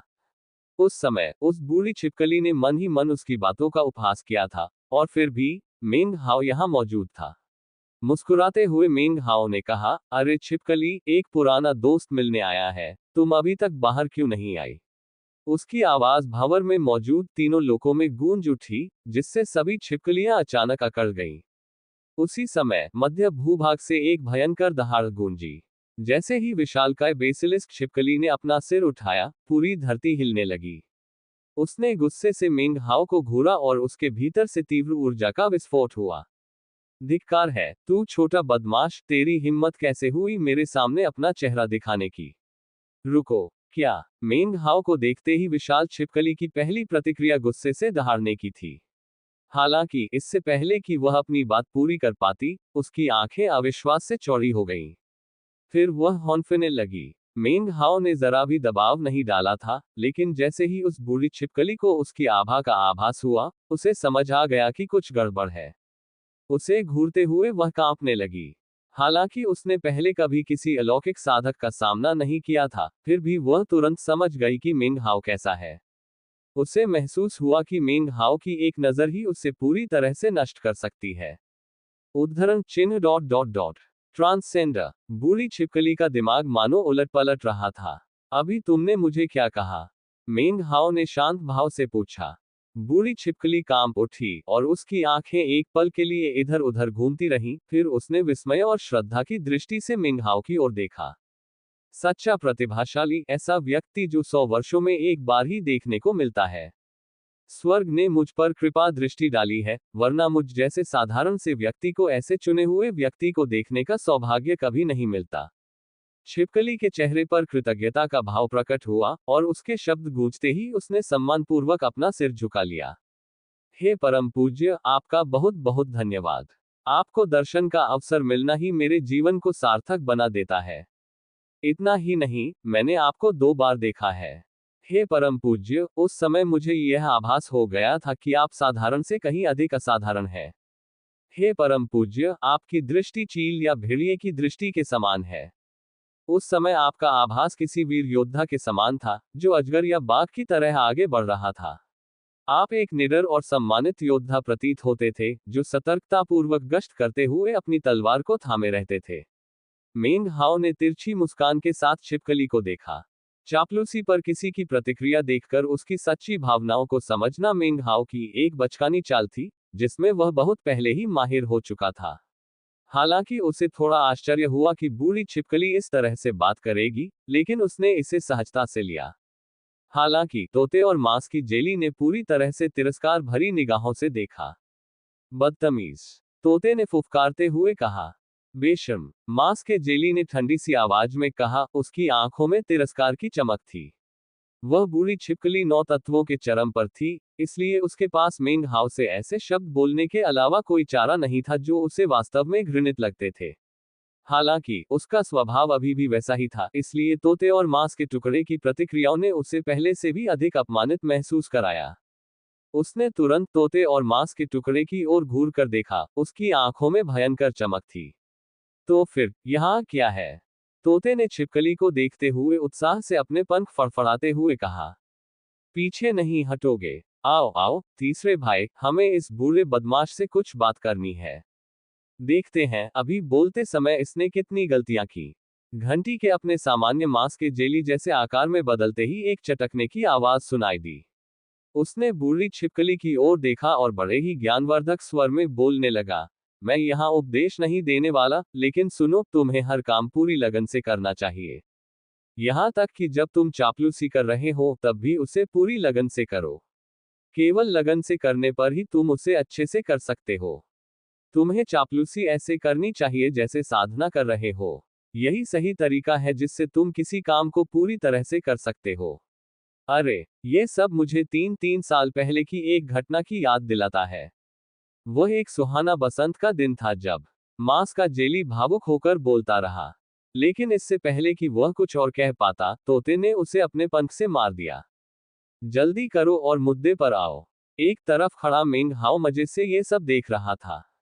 उसे अचानक अंदर से बहुत गर्माहट महसूस हुई। तोते और मांस के जेली को इस तरह बात करते देख उसे 2000 साल से भी ज्यादा पुराने दिनों की यादें ताजा हो गईं। तोते की मार खाने के बाद मांस का जेली बिल्कुल भी खुश नहीं था। बूढ़ी छिपकली बड़ी बड़ी आंखों से देखती रही और सोचने लगी कि क्या ये मांस का जेली और ये तोता दोनों बिल्कुल बेवकूफ है। हालांकि जैसे ही उसके मन में ये विचार आया, मांस के जेली ने अपना गला साफ किया। ठीक है। सुनो बूढ़े छिपकली, फिर से मैं कोई उपदेश नहीं देने वाला। लेकिन मैंने गौर किया कि तुमने 100 साल में एक बार किसी को देखने की बात कही थी, है ना? बकवास, बेतुकी बात, इसे चापलूसी कहते हो। 100 साल, मेरा छोटा हावी एक चुना हुआ है जिसे तुम 1 लाख साल में एक बार भी नहीं देख सकते। नहीं, रुको, विशाल आकाश के आरंभ से लेकर अब तक उसके जैसा कोई नहीं हुआ। मांस के जेली की आंखें जोश से चमक उठी। जैसे ही ये शब्द उसके मुंह से निकले, सब कुछ शांत हो गया और बूढ़ा छिपकली सदमे से देखता रह गया।